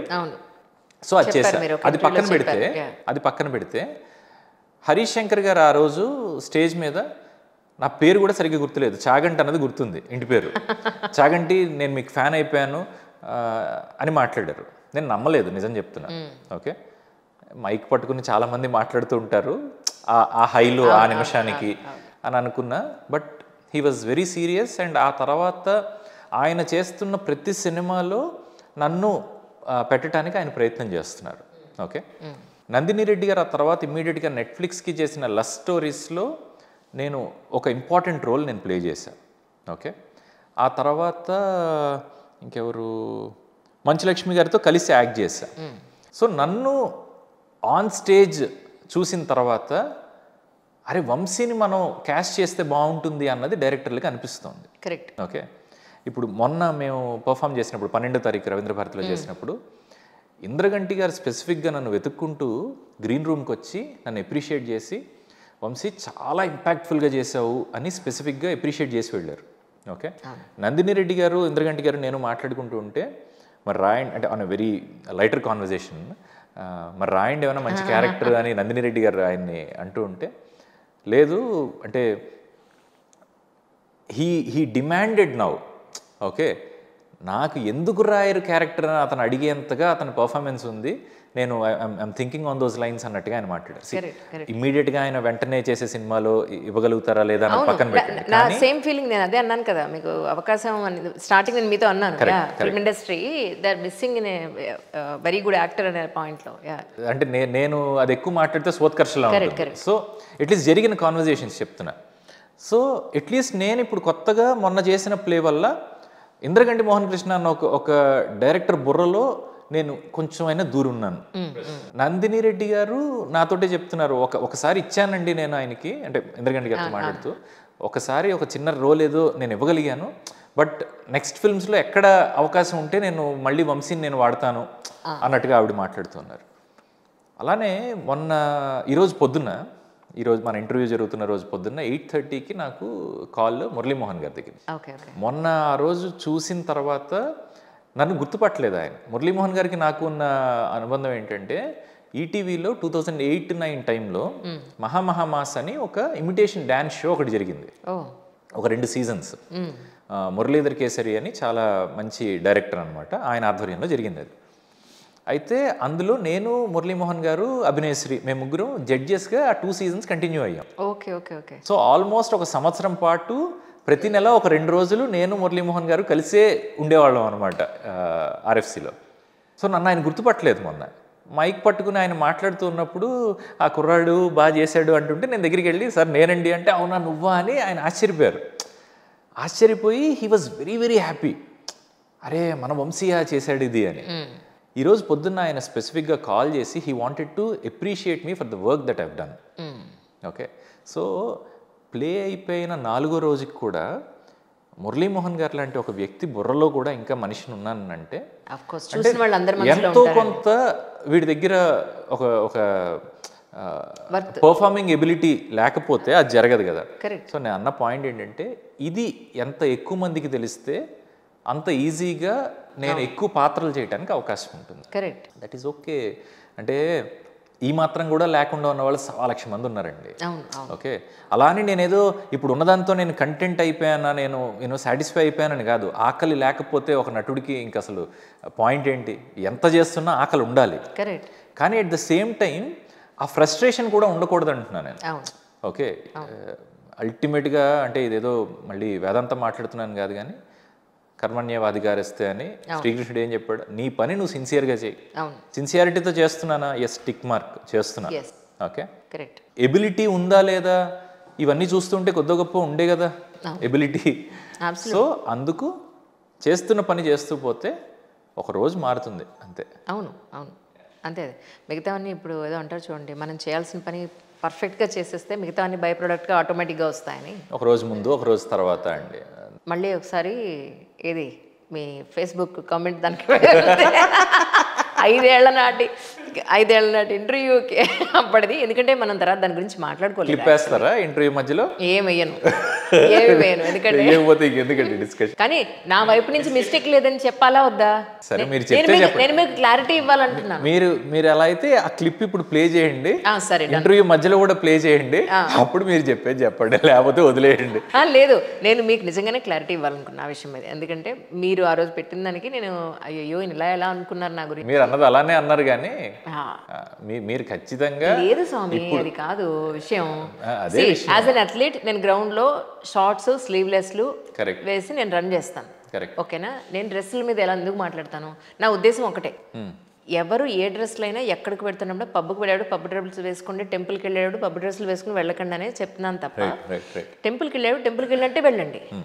కానీ నేనేమంటున్నాను, మా ఇంట్లో కూడా టీనేజ్ పిల్లలు ఉన్నారు. కానీ ఎంత షార్ట్ లెంత్ ఎంత డీప్ నెక్స్ నువ్వు వేసుకున్నా వెళ్ళే పద్ధతి ఉంటుంది. నువ్వు బస్సుల్లోనో ఆటోల్లోనో వెళ్ళేటప్పుడు క్యాబుల్లో వెళ్ళేటప్పుడు ఉండాల్సిన జాగ్రత్త నువ్వు తీసుకోమని అన్నాను. That was only my intention. అంటే ఎందుకో కూడా చెప్పండి. ఎందుకంటే ఇది వీళ్ళు ఇలా వేసుకోవటం తప్పని కాదండి.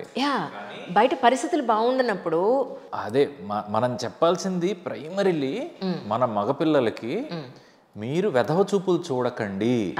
ఓకే, ఇది మనం నూరిపోయాలి. అవును, మన యూనో ఫ్యూచర్ మెన్కి ఇది చెప్పాలి. అవును. నేను అంటే సందర్భం వచ్చింది కాబట్టి చెప్తున్నా. ఝాన్సీ గారితో ఒక 1.5 years అయి ఉంటుంది. నేను ఒక కాఫీ షాప్లో మళ్ళీ ప్లే ఎప్పుడు చేయాలి ఏంటి అని ఒక సంవత్సరం క్రితం ఎప్పుడో కూర్చుని మాట్లాడుతుంటే ఆ కాఫీ షాప్ కింద పైన కూడా ఉంటుందన్నమాట. నేను వచ్చేసరికి ఈవిడ ఆల్రెడీ అక్కడ ఉన్నారు. పైన చాలా గోలగా ఉందండి, కింద కూర్చుందాం అన్నారు. సరే అని కింద కూర్చుని మేము మాట్లాడుకుంటున్నాం. మధ్యలో నేను ఏదో గ్రీన్ టీ తెచ్చుకున్నా. ఈ లోపల పైనుంచి ఒక 7-8 మంది పిల్లలు వచ్చారు. They're in their school uniforms. ఆ గోలంతా కిందకు వచ్చిందనమాట. బేసిక్గా పైన గోలగా ఉందన్నది వీళ్ళు.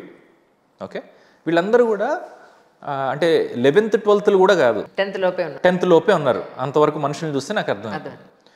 వచ్చారు, ఒక 2 నిమిషాల తర్వాత కొంచెం కామ్ అయింది. ఎందుకు వీళ్ళు వెళ్ళిపోయారా అని చూస్తే అక్కడ స్మోకింగ్ జోన్ ఒకటి ఉంది.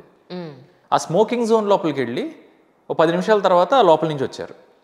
ఓకే, అంటే స్కూల్ కిడ్స్ స్కూల్ యూనిఫామ్లు వేసుకుని స్మోకింగ్ జోన్లోకి వెళ్ళి వచ్చారు. ఆ కాఫీ షాప్ వాడు అసలు హీస్ లీస్ట్ బాదర్డ్. అంతే కదా. అంటే నేను ఇందాక అంటే ఒక స్కూల్ గురించి ఎట్లా మాట్లాడుతున్నా, నేను ఆ పేర్లు చెప్పకూడదు కానీ ఆ స్కూల్ ఏంటో కూడా నాకు తెలుసు. తల్లిదండ్రులు చేస్తున్న తప్పులు ఏంటంటే విచ్చలవిడిగా డబ్బులు ఇచ్చి నువ్వు కావాల్సింది నువ్వు కొనుక్కో, నువ్వు కావాల్సింది తిను, ఇవి చెప్పటం వల్ల వాళ్ళకి ఫైనాన్షియల్ ఇండిపెండెన్స్ అంటే అసలు ఇంకేం లేదు. నాకు కార్డు ఉంది, నేను ట్యాప్ చేస్తా, నేను గీక్తా, ఏ బిల్ అయినా నేను కట్టేసుకుంటా, పట్టించుకోవట్లేదు తల్లిదండ్రులు. స్కూల్ ప్రాబబ్లీ అంటే మానిటర్ చేయటం కష్టమేమో వాళ్ళకి, బయట అవుట్ సైడ్ ద స్కూల్ ఏం చేస్తారండి. కానీ సారీ టు సే, నేను ఆ స్కూల్ యూనిఫామ్లు చూస్తే అమ్మాయిలు వేసుకున్నవి నీకి కింద అసలు లేవండి స్కర్ట్స్ ఒకటి కూడా. Uniform yes. Okay, and I was told, నేను ఎంతవరకు సబ్జెక్ట్ కరెక్షన్, ఇది there is a rule that above the knee మాత్రమే ఉండాలి, బిలో ది నీ ఉండకూడదు స్కర్ట్స్ అన్నది వాళ్ళ ఒక రూల్లో ఉంది అని నేను విన్నాను. Okay, one of the very famous schools in Hyderabad. ఇలా అప్బ్రింగింగ్ కనుక మనకుంటే వాళ్ళు గ్రేట్ సిటిజన్స్గా రేపు పొద్దున్న ఎలా తయారవుతారు ఖచ్చితంగా. ఇందుకు ఆ మగపిల్లల్ని ఓకే లేదా ఆ ఆడపిల్లల్ని మనం స్కూల్ లెవెల్లో మనం కొద్దో గొప్ప యూనో వాళ్ళకి వాల్యూస్ అండ్ ఎథిక్స్ సరిగ్గా చెప్పకపోవటం వల్ల ప్రాబబ్లీ ఆ తర్వాత ఇదిగో ఈ బట్టలు వేసుకోవద్దు అని అమ్మాయిలకి మాత్రమే చెప్పే పరిస్థితి వస్తుందేమో అంటున్నాను నేను. అల్టిమేట్గా అబ్బాయిలకు కూడా నీ మాట జాగ్రత్త, నీ చూపు జాగ్రత్త, ఒళ్ళు దగ్గర పెట్టుకుని ఉండు అని చెప్పాల్సిన అవసరం ఎంతైనా ఉంది. నేను కాదు, అదే ఎక్కువ ఉందంటున్నాను. అది ఉంది, దట్ ఈస్ దేర్. కానీ సిచ్యువేషన్స్ బయట ఎలా ఉన్నాయంటే, నువ్వు పద్ధతిగా చీర కట్టుకుని వెళ్ళినా పనికిమాలిన చూపులు చూసేవాళ్ళు ఉన్నారు. చంటి పిల్లను కూడా వల్నరబుల్గా చూసే కండిషన్స్లో మనం ఉన్నప్పుడు ప్రొవోక్ చేసేలాగా, మనల్ని ఎక్కువ అట్రాక్ట్ చేసేలాగా లేదా అవతల మనం అట్రాక్ట్ చేసేలాగా మనం ఎందుకు ఉండాలి? It's all about our safety కదా. సారీ, కానీ ప్రొవోక్ అన్న పదం కూడా నేను యాక్సెప్ట్ చేయలేను. సరే, ప్రొవోక్ అని కూడా తీసేద్దాం, అది కూడా తీసేద్దాం. కానీ చంటి పిల్లలను కూడా ఒక పనికిమాలిన చూపుతూ చూడగలిగే సమాజంలో ఉన్నప్పుడు మనల్ని మనం సేఫ్ గార్డ్లో పెట్టుకోవడానికో, మనం సేవ్ చేసుకోవడానికో కాస్త మన వైపు నుంచి కూడా ఒక ఎఫర్ట్ ఉండాలనేది నా పాయింట్. అంతే, that's it's all about safety. అంటే నేను అందుకే విమెన్ సుపీరియర్ రేస్ అని మొదట్లో అని ఇప్పటికీ దాని గురించి ఎందుకు మాట్లాడుతున్నా అంటే, మీరు సోషల్ మీడియాలో చూడండి. సోషల్ మీడియాలో ఒకడెవడో ఒక హీరోయిన్ ఫోటో పోస్ట్ చేస్తాడు. పోస్ట్ చేసిన తర్వాత ఆ కింద ఉండే కమెంట్స్ మీరు చూస్తే మెజారిటీ మెన్. ఓకే, మెజారిటీ అంటే 90%, 95% or even close to 100% men. ఎంత చెత్త వాగుతారంటే అంత చెత్త వాగుతారు. చాలా అంటే మనకి ప్రాబబ్లీ సోషల్ మీడియాలో అంటే టూ మెనీ థింగ్స్ అవ్వటం వల్ల మానిటరింగ్ కష్టమైపోయి దో అవన్నీ కూడా అఫెన్సెస్ అయినా సరే ఎంతమందిని పట్టుకుని ఎంతమందికి శిక్షలు వేస్తారు. Correct correct. ఇది ఈ సిస్టమ్ ఇంప్లిమెంట్ చేయటం కష్టం అవటం వల్ల ప్రాబబ్లీ చెలరేగిపోయి చెత్తా చెదారం వాగుతున్నారు. అవును అవును. నేను అంబానీ గారిని ఎంత తిట్టుకుని ఉంటానంటే లాస్ట్ ఫ్యూ ఇయర్స్లో ఇంటర్నెట్ చీప్ అయిపోయి ఒక టైంలో ఓకే క్రాప్ ఎక్కువైపోయిందండి. అంటే దానికి ఇదిగో ఇంత వాడితే ఇంత ఇంత ఖర్చు మనకి పెరిగిపోతుంది అని అంటే కొద్దో గొప్ప రోజుకు ఒక గంట సేపుతో అవుతామేమో. ఇప్పుడు అలా లేదు కదా, కంటిన్యూస్లీ యూనో ఇంటర్నెట్ వాడుతూ పోవచ్చు మనం. ఇలా ఇలా పైకంటూ పక్కకంటూనే ఉంటే చెత్త చెదారాలు వస్తూనే ఉంటాయి. ఆ కంటెంట్ క్వాలిటీ పోయింది, మనుషుల క్వాలిటీ పడిపోయింది. Correct, absolutely correct. వాళ్ళ క్వాలిటీ టైం అంతా కూడా వాళ్ళు వేస్ట్ చేసుకుంటున్నారు అనేది నా బాధ. Younger generation especially. నిజం నిజం నిజం. ఇప్పుడు ఇంతకీ నేను చెప్పిన దాంట్లో తప్పుందా? ఆ రోజు అంత అంత పెట్టారు చెప్పడం అంటే చెప్పే పద్ధతి అండి. చెప్పే పద్ధతి అది ఒప్పుకుంటాను. ఆ రోజు అంటే ఎగ్జాక్ట్గా ఏం జరిగింది మీకు సింగిల్ లైన్లో డిస్కషన్. మిమ్మల్ని సీరియస్గా ఏం తప్పు పట్టుకోవట్లేదు, కానీ నా బాధ అంతా అమ్మాయిలకి మీరు ఏం బట్టలు వేసుకోవాలని చెప్పటంతో పాటు నువ్వు మనిషిగా, నువ్వు మగవాడిగా ప్రాపర్గా ఉండు అని మగవాళ్ళకి చెప్పటం, మగపిల్లలకి చెప్పటం ఈజ్ వెరీ వెరీ ఇంపార్టెంట్ అంటున్నాను నేను. 100% కరెక్ట్, 100% కరెక్ట్. ఎస్పెషలీ మీ ప్రొడక్షన్ హౌస్ స్టార్ట్ చేయడం గురించి మాట్లాడితే అది మీకు ప్లస్ అయిందా మైనస్ అయిందా అని అంటే ఏమంటే ఒక 6 నెలల తర్వాత చెప్తానంట. ప్రొడక్షన్ హౌస్లో ఇప్పుడు నేను చెప్పిన 3 సినిమాల్లో 2 సినిమాలు ఆ ప్రొడక్షన్ హౌస్ నుంచే వస్తున్నాయి. That's so nice. Okay, so ఏం లేదండి, మనల్ని నమ్మే ఒక 4 ఇన్వెస్టర్లు వచ్చిన రోజున things will be great. Correct. దేవుడిచ్చిన వరం ఏంటంటే కొద్దో గొప్ప పర్ఫార్మింగ్ ఎబిలిటీతో పాటు స్క్రిప్ట్ సెన్స్ కూడా ఉంది, ప్రొడక్షన్ ఎగ్జిక్యూట్ చేసే ఎబిలిటీ కూడా వచ్చింది, అంటే విత్ ఎక్స్పీరియన్స్. ఓకే, సో నా దగ్గర లేనిదల్లా ఏంటి, సినిమాకి పెట్టుబడి. ఓకే, అంటే మంచి స్క్రిప్ట్ నేను సెలెక్ట్ చేయగలుగుతాను ప్రస్తుతం. ఓకే, ఉన్నంతలో. ఓకే, దాన్ని అనుకున్న బడ్జెట్ కంటే విపరీతంగా ఎక్కువ కాకుండా కంట్రోల్డ్ బడ్జెట్స్లో నేను దాన్ని ఎగ్జిక్యూట్ చేయగలుగుతాను. ఓకే, పర్ఫామ్ చేయడానికి నా దగ్గర వంశీ అన్న ఒక రిలయబుల్ యాక్టర్ ఉన్నాడు. ఓకే, నేను యాజ్ ఎ ప్రొడ్యూసర్ మాట్లాడితే నా actor is my biggest asset. Correct. Okay, అంటే మెజారిటీ ఆఫ్ ద టైమ్స్ వాడు 2 టేక్ తీసుకోడు, వాడు డిసిప్లిన్డ్ ఉంటాడు.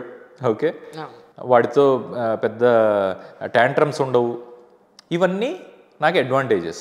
ఓకే, సో కావాల్సిందల్లా ఏంటంటే ఇన్వెస్ట్మెంట్ ఎవరైనా ప్రాపర్గా వంశీ నేను సినిమా చేద్దాం అనుకుంటున్నాను అని అంటే ఎవ్రీథింగ్ ఎల్స్ ఇస్ సెట్. నిజంగా ఎంత భగవంతుడు ఎలాంటి సిచ్యువేషన్స్ కల్పిస్తారంటే, నాకు తెలిసిన ఒక ప్రొడ్యూసర్ ఒక ఆయన ఉన్నారు, పాపం అమాయకులు ఆయన. ఎంత బాగా మనిషిని నమ్మేస్తారంటే, సార్ నా దగ్గర ఈ స్టోరీ ఉంది సార్, ఇది మనం చేసేస్తున్నాం అనగానే 1.5 కోటి జస్ట్ అలా పెట్టాడు ఆయన. అలా 4 సినిమాలు చేశారు. 4 సినిమాలు సగం లాగిపోయాయి. Can you believe it or not? I can believe it, ఎందుకంటే నేను చాలా చూస్తూ ఉంటాను కాబట్టి. అంటే ఒక రైట్ పర్సన్ దగ్గరికి ఒక రైట్ పర్సన్ రావడం అనేది, 2 కరెక్ట్ డాట్స్ కనెక్ట్ అవ్వడం అనేది చాలా ఇంపార్టెంట్ సార్. ఇప్పుడు I should tell you one thing, అంటే నేను పేర్లు చెప్పకూడదు కానీ this is the next big thing in my life professionally.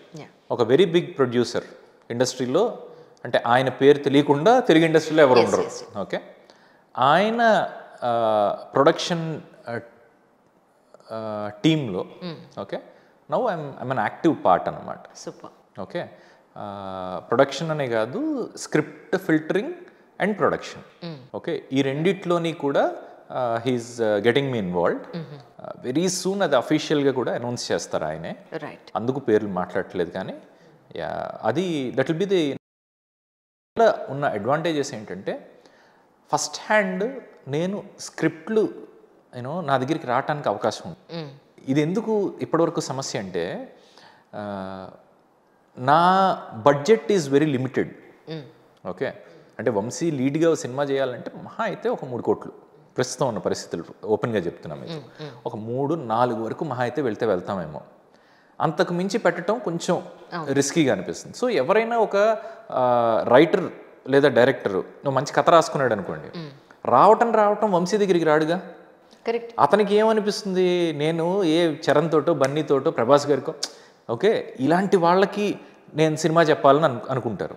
పోనీ అది రియలిస్టిక్గా కష్టం అని అనుకుంటే నెక్స్ట్ యూనో బడ్జెట్ రేంజ్ ఏంటి, నేను మనుషుల స్థాయిని తగ్గించట్లేదు, బడ్జెట్ రేంజ్ గురించి మాట్లాడుతున్నా. ఓకే, ఆ తర్వాత లెటస్ సే ఒక నానితోటో సినిమా చేద్దామని అనుకుంటారు. అలా కాదు, ఇంకా ఇంకా ఇంకా బడ్జెట్లో ఒక 10 కోట్లు 15 కోట్లు బడ్జెట్లు అంటే ఒక విశ్వక్కో లేకపోతే ఇంకొకరు ఇవన్నీ వాళ్ళకి ముందు కంటికి కనిపించే ఆప్షన్స్. కరెక్ట్. వంశీ అన్నవాడు నిజంగా మంచి యాక్టర్ అని వాళ్ళకి అనిపించిన మార్కెట్ బడ్జెట్ ఇలాంటి కొన్ని క్వశ్చన్ మార్క్స్ ఉంటాయి కదా.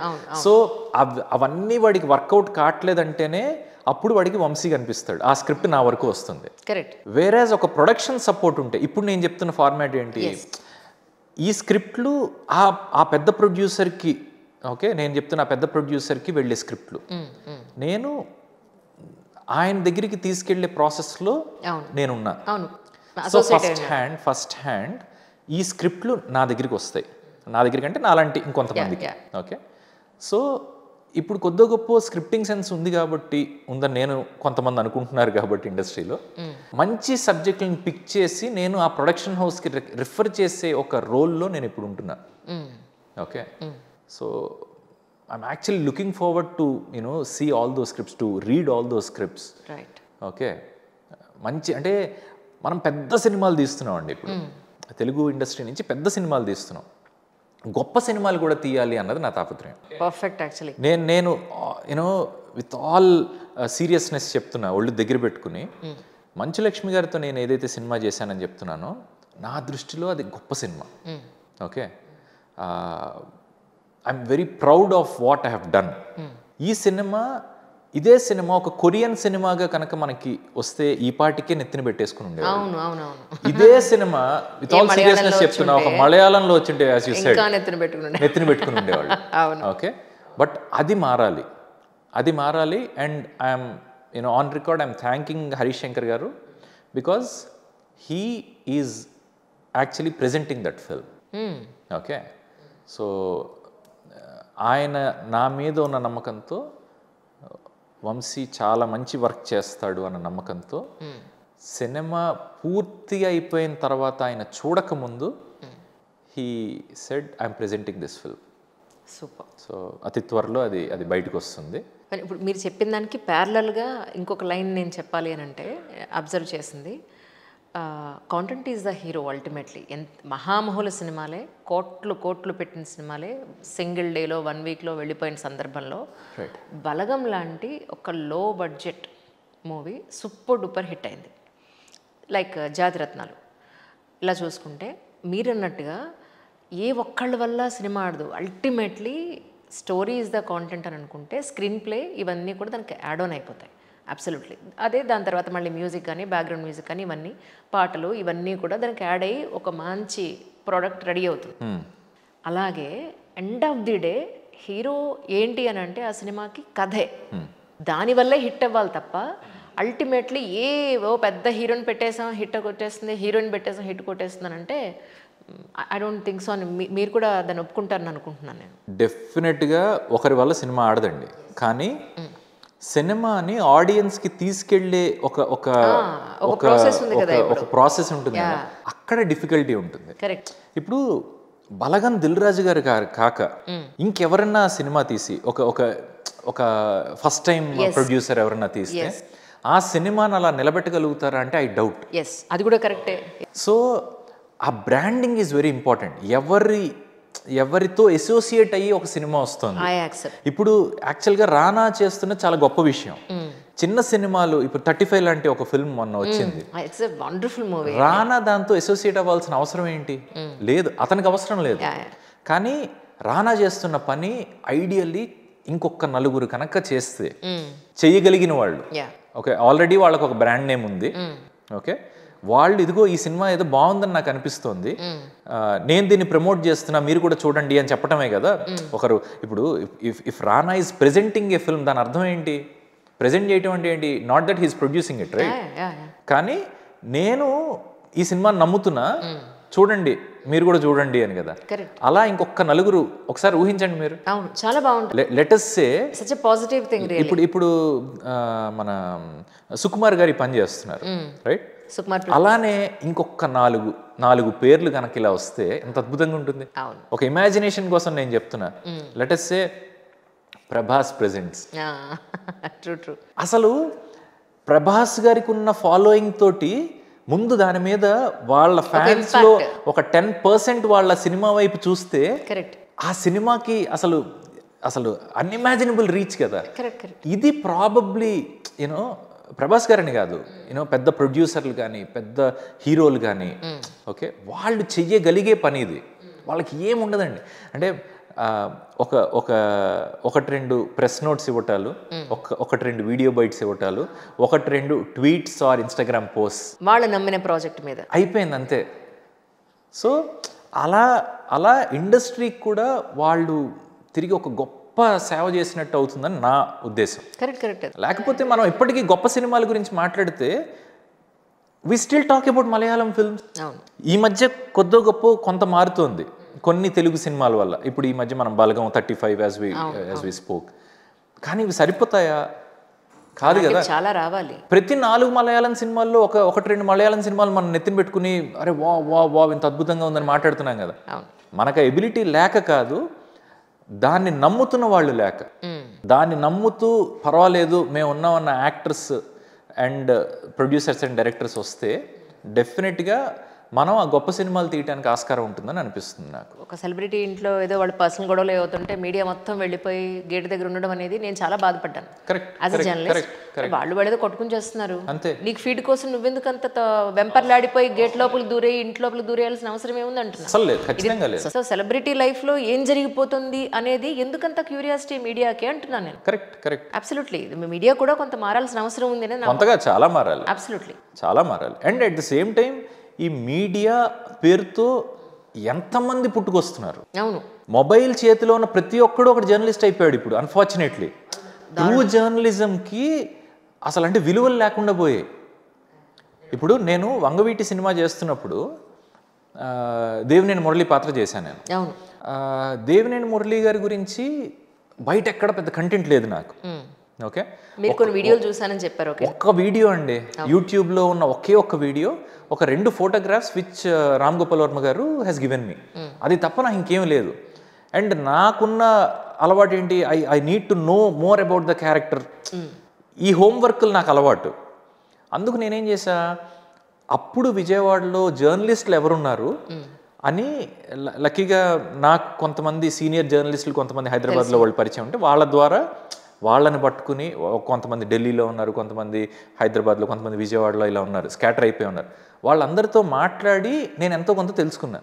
ఈ రోజు జరుగుతున్న ఒక ఇన్సిడెంట్ గురించి కానీ ఒక హ్యాపెనింగ్ గురించి ఒక 15-20 సంవత్సరాల తర్వాత లేదా 30 సంవత్సరాల తర్వాత ఇంత అథారిటేటివ్గా ఇదిగో ఇప్పుడు ఇలా జరిగిందయ్యా అని చెప్పడానికి ఎవరన్నా జర్నలిస్టులు ఇంకా ఉన్నారంటారా? I doubt. ఎందుకంటే మనందరం కూడా జర్నలిజం కూడా కంటెంట్ క్రియేషన్లోకి వెళ్ళిపోయింది. అంటే నేను ఎంత కంటెంట్ జనరేట్ చేయాలి, ప్రతి ఒక్కడి గురించి ప్రతి ఒక్క వ్యవహారం గురించి మనకి ఒపీనియన్స్ ఇవ్వటం అలవాటైపోయింది కూర్చుని. అంటే మళ్ళీ నేను అంటే జర్నలిస్టులను ఏదో అంటున్నాను కాదు, ప్రతి ఒక్కరికి వాళ్ళ opinions on every topic that happens in day to day life. దాని గురించి ఒక 15 నిమిషాల వీడియో పెట్టడం, ఒకరెవరో కూర్చుని దీని గురించి మీ అభిప్రాయం ఏంటని అడుగుతారు. ఎదురుకుండా ఉండి చూసినట్టు వాళ్ళ సిచ్యువేషన్ లో ఉన్నట్టు ఆ రోజు ఇలా జరిగింది అలా జరిగింది అని చెప్పేస్తాడు. అసలు ఊహలకి ఏంటి అంటే సారీ టు సే, ఒకరి మొదటి వివాహం ఫెయిల్ అయిందో, డివోర్స్ అయిందో, ఇంకోటి అయిందో, దాని గురించి కనీసం 10-15 మంది సిరీస్ ఆఫ్ ఇంటర్వ్యూలు ఇస్తున్నారు. అసలు వ్యక్తి మాట్లాడలేదండి. ఆయన చాలా ఆయన హుందాతనం మెయింటైన్ చేస్తూ, లేదు నేను నోరిపి మాట్లాడితే అది ఊరికే ఇంకా ఎక్కువ రచ్చ జరుగుతుంది అని ఆయన కామ్గా ఉన్నారు. అసలు ఆయన వాళ్ళ పర్సనల్ విషయాలు అనవసరం. Exactly, there are n number of people. అంటే ఇది అవాయిడ్ చేస్తూ కూడా ఉండొచ్చు కదా అని అంటే, యూట్యూబ్ ఓపెన్ చేస్తే ఇదే వస్తుంది, సోషల్ మీడియా ఓపెన్ చేస్తే ఇదే వస్తుంది. పోనీ అలా అని వాటికి దూరంగా బతుకుదామా అంటే అన్ఫార్చునేట్లీ ఉన్న ప్రొఫెషన్కి సమాజంతో దూరంగా అయిపోయి బతకలేము. అప్పటికి నేను సోషల్ మీడియాలో భయంకరంగా వీక్. ఓకే, అసలు ఇన్స్టాగ్రామ్లో నేను ఉన్నానన్న విషయం కూడా చాలామందికి తెలియదు.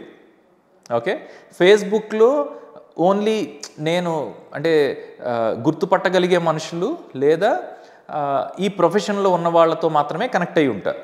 అలాంటిది ఎక్కడ ఓపెన్ చేసినా ఇదే కంటెంట్ వస్తుంది. అంటే ఇప్పుడు కరెంట్ అఫైర్స్ గురించి మాట్లాడుకున్నా, రీసెంట్గా జరిగిన ఒక ఇష్యూలో యాజ్ యూ సెడ్, ఇప్పుడు ఒక మ్యారేజ్ గురించి ఎందుకు ఫెయిల్ అయిందని వాళ్ళు ఏదో వీడియోలు పెట్టేశారు, వీళ్ళు ఎవరెవరినో పిలిచేస్తారు, ఎవరిని పిలిచేసి కూర్చోపెట్టేసి అసలు ఏం జరిగిందని అంటారు. వీళ్ళు ఎలా రిలేటెడ్, వాళ్ళకి ఒకవేళ రిలేట్ అయినా కూడా వాళ్ళ పర్సనల్ ఇష్యూ, వాళ్ళ పెళ్ళి, వాళ్ళ డైవర్స్, వాళ్ళ ఫ్యామిలీ, సొసైటీతో ఏమీ సంబంధం లేదు. సఫర్ అయితే వాళ్ళ ఫ్యామిలీ సఫర్ అవ్వాలి, వాళ్ళు చూసుకోవాలి, వాళ్ళు మాట్లాడుకోవాల్సిన ఇష్యూని సొసైటీలోకి తీసుకొచ్చి మీడియాలోకి తీసుకొని డిస్కస్ చేయాల్సిన అవసరం ఏముంది? విచిత్రం ఏంటంటే కొన్ని వీడియోస్ ఉంటాయి, ఇది వాళ్ళ వ్యక్తిగత వ్యవహారం, మనకు సంబంధం లేదు అన్న పాయింట్ కూడా 15 నిమిషాలు మాట్లాడతారు.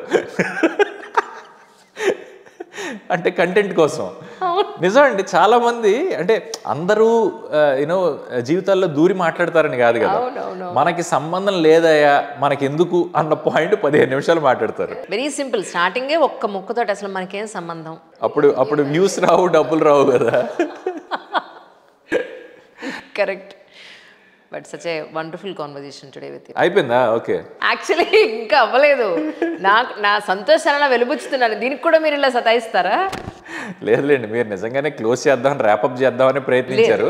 నేను ఇలా అనేసరికి ఇంకా మాట్లాడతాడేమో, ఇంకొంచెం జ్యూస్ పెట్టుదాం అనుకుని ఉంటారు మీరు. యాక్చువల్గా అయితే ఇంకా ఉంది, నాకు ఉంది, కానీ నేను మీ లంచ్ టైం ఎందుకు మధ్యలో బ్రేక్ తీసుకుని నేను చెప్పాను ఏంటండి, నేను లంచ్ చేస్తాను ఈ టైం, కానీ చేయరా? మీ లంచ్ టైం ఎప్పుడు యాక్చువల్గా చెప్పాలంటే? అలాంటివి ఉండవండి, సీరియస్లీ ఎప్పుడు ఉంటే అప్పుడే. సూపర్ ఫ్లెక్సిబుల్ అంతే. ఒక ప్రోటీన్ బార్, ఒక 1.5 ప్రోటీన్ బార్ తినొచ్చా, సో అందుకు. So no breakfast? బ్రేక్ఫాస్ట్ ఎప్పుడో కట్ లేపేసా. Intermediate fasting kind of.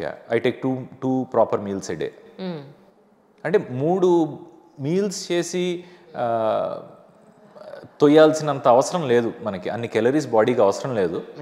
ఇది చాలా మళ్ళీ అంటే యూట్యూబ్ నుంచి ఏమైనా నేర్చుకోవచ్చు అని అంటే ఇలాంటివి నేర్చుకోవచ్చు నాకు తెలిసి. ఇంటర్మీడియట్ ఫాస్టింగ్ చాలా వరకు పనికొస్తున్న విషయం అని అనుకుని, అలానే అందరికీ ఒకటే మార్గం అని కాకుండా నాకు సెట్ అవుతుందా లేదా అని చూసుకుని చేస్తున్నా.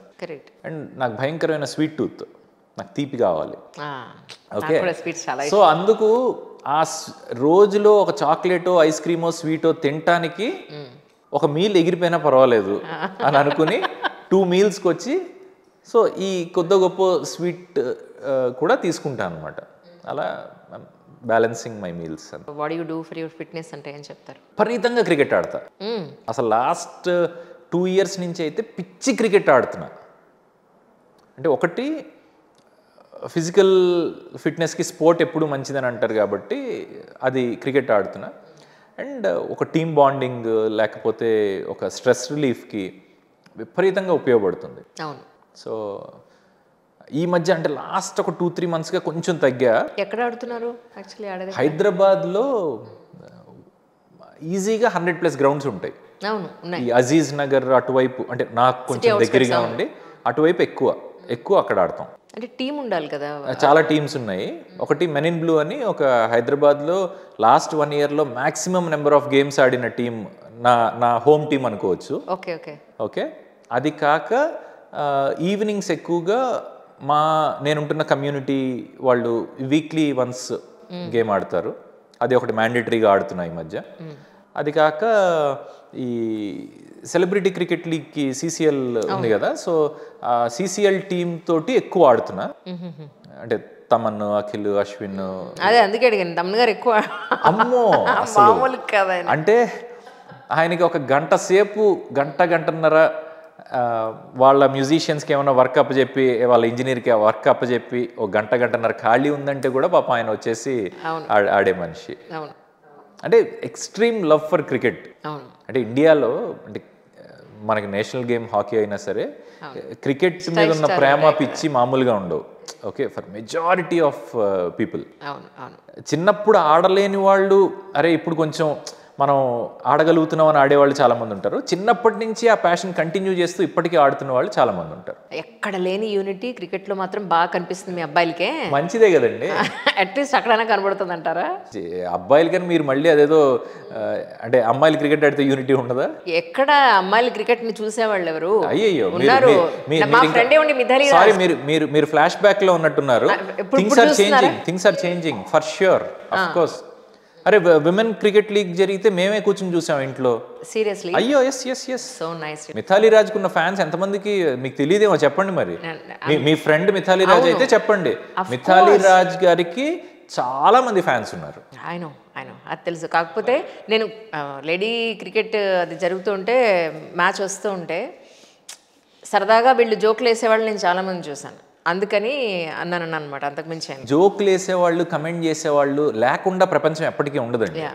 కానీ in spite of all those things happening, మనకి విమెన్ క్రికెట్ అన్నది డెఫినెట్గా ఆన్ ద రైజ్ ఉంది.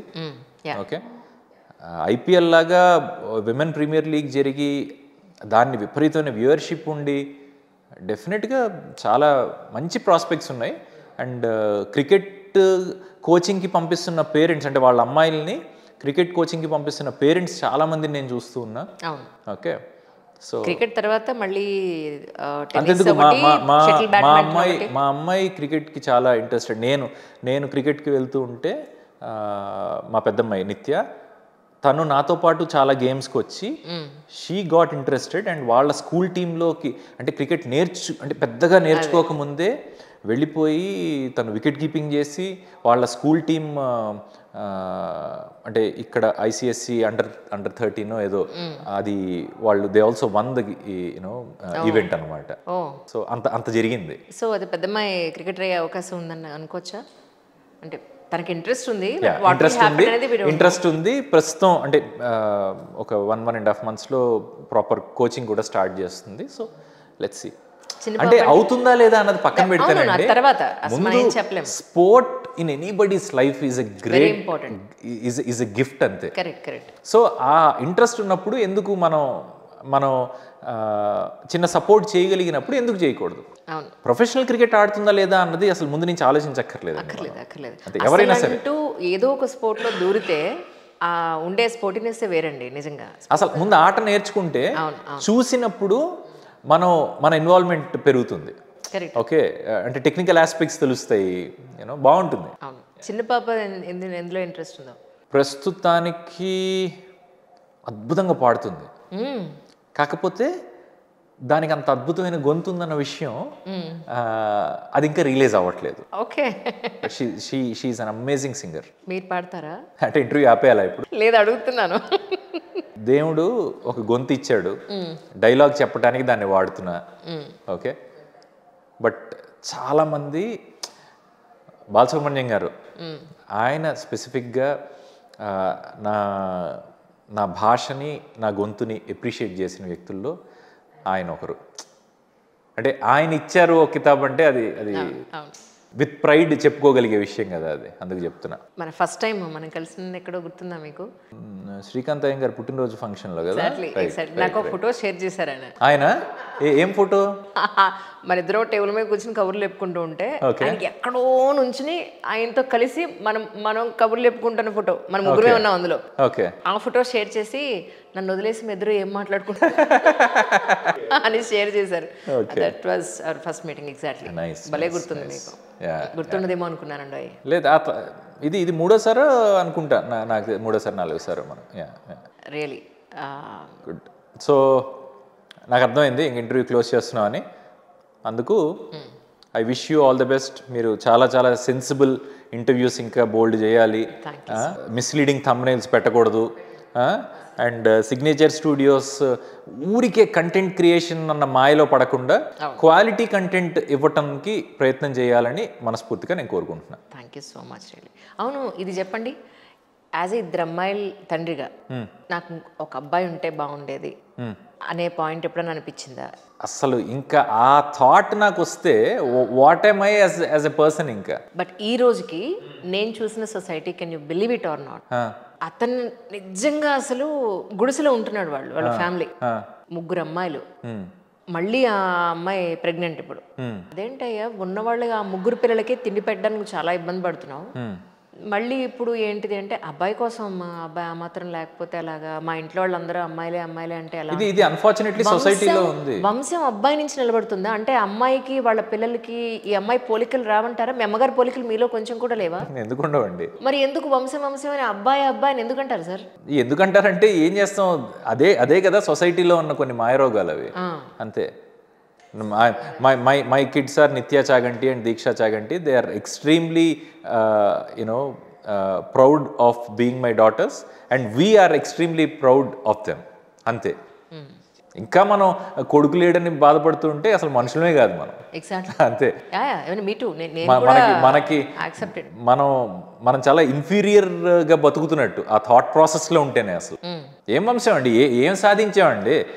కాదు, మనం వెళ్ళిపోయిన తర్వాత రెండో రోజుకి సగం మంది మర్చిపోతారు ప్రపంచంలో మన గురించి. మనం పెద్ద వంశాలు వాటి ఉద్ధారణ గురించి మనం మాట్లాడటం అసలు చాలా ఘోరమైన విషయాలు. అంటే వీళ్ళు కాదా చేసేది? అవును, అదే అంటున్నాను. ఇలాంటి వాళ్ళు ఒక 100 లెగసీలు కూతుర్లు కంటిన్యూ చేయలేదా ఎక్కడ ప్రపంచంలో? అదే కదా, ఇంటి పేరు ఉన్నవాళ్ళు, పుట్టింటి వాళ్ళు ఇంటి పేరు ఉన్నవాళ్ళు ఎంతమంది ఆడపిల్లలు లేరండి. ఆ తర్వాత అత్తగారి ఇంటి పేరు పక్కన లేదండి. ఓన్లీ తెలుగు రాష్ట్రాల్లో అయితే పోనీ మన ఇంటి పేర్ల గురించి మాట్లాడతాం, అంతే కదా. అందుకు పోనీ ఇంటి పేరు అన్నది పెద్ద దృష్టిలో ఉంటుందేమో. పక్కకెళ్ళి తమిళనాడులో వెళ్తే పెద్ద ఇంటి పేర్లు కూడా ఉండవు కదా, తండ్రి పేరు పెట్టుకుంటారు. త్రిషా కృష్ణన్ అనుకోండి, కృష్ణన్ వాళ్ళ నాన్నగారి పేరు అయి ఉంటుంది, త్రిషా కృష్ణన్ అని ఉంటుంది. ఇంకా అంతకు మించి ఇంకేమిటి లెగసీని ఏమిటి ముందుకు తీసుకెళ్ళిపోవాలండి మనం? కరెక్ట్. అన్నింటికన్నా మించి మన నాన్నగారు, వాళ్ళ నాన్నగారు అంటే మన తాతగారు, మహా అయితే వాళ్ళ నాన్నగారు తెలుసుంటారేమో తప్ప అంతకు ముందున్న జనరేషన్స్ మనకేం తెలుసు? కాదండి, ఇప్పుడు మీరే ఉన్నారు, అసలు మిగిలిన వాళ్ళందరినీ పక్కన పెట్టండి. మీ ఇంట్లో వాళ్ళు మీ గురించి గొప్పగా చెప్పుకోరా? మీరు అబ్బాయి అయ్యి మీరు ఇంటర్వ్యూలు చేస్తేనే మీరు గొప్ప కాదు కదా. మీ గురించి మీరు ఇంట్లో నిజంగా చెప్తున్నా, మీ తల్లిదండ్రులు కానీ మీ కుటుంబ సభ్యులు కానీ ప్రౌడ్ గా చెప్పుకోరా? అంజలి మా అమ్మాయి అని ఇంకోటి నేను మా నాన్నగారికి ఫోన్ చేశా, డాడీ 1 year అయింది మీరు నా దగ్గరికి వచ్చి, మళ్ళీ ఒక్కసారి కూడా రాలేదు, ఫోన్లోనే మాట్లాడుతున్నాం, ఊళ్ళో ఉండి కూడా. అంటే నేను తమ్ముడి దగ్గరికే వెళ్ళట్లేదు, నీ దగ్గరికి ఏమొస్తానన్నారు. ఇప్పుడు కూడా అంటే ఒకటండి, ఫస్ట్ ప్రయారిటీ మా తమ్ముడు అంటున్నా. I tell you one thing, ఆయన వయసుకి ఓకే, ఆయన మెజారిటీ ఆఫ్ ద లైఫ్ సమాజంలో ఏదైతే మాట్లాడుకుంటూ ఉన్నారో అది ఆయన రిఫ్లెక్ట్ చేస్తే ఒక రకం.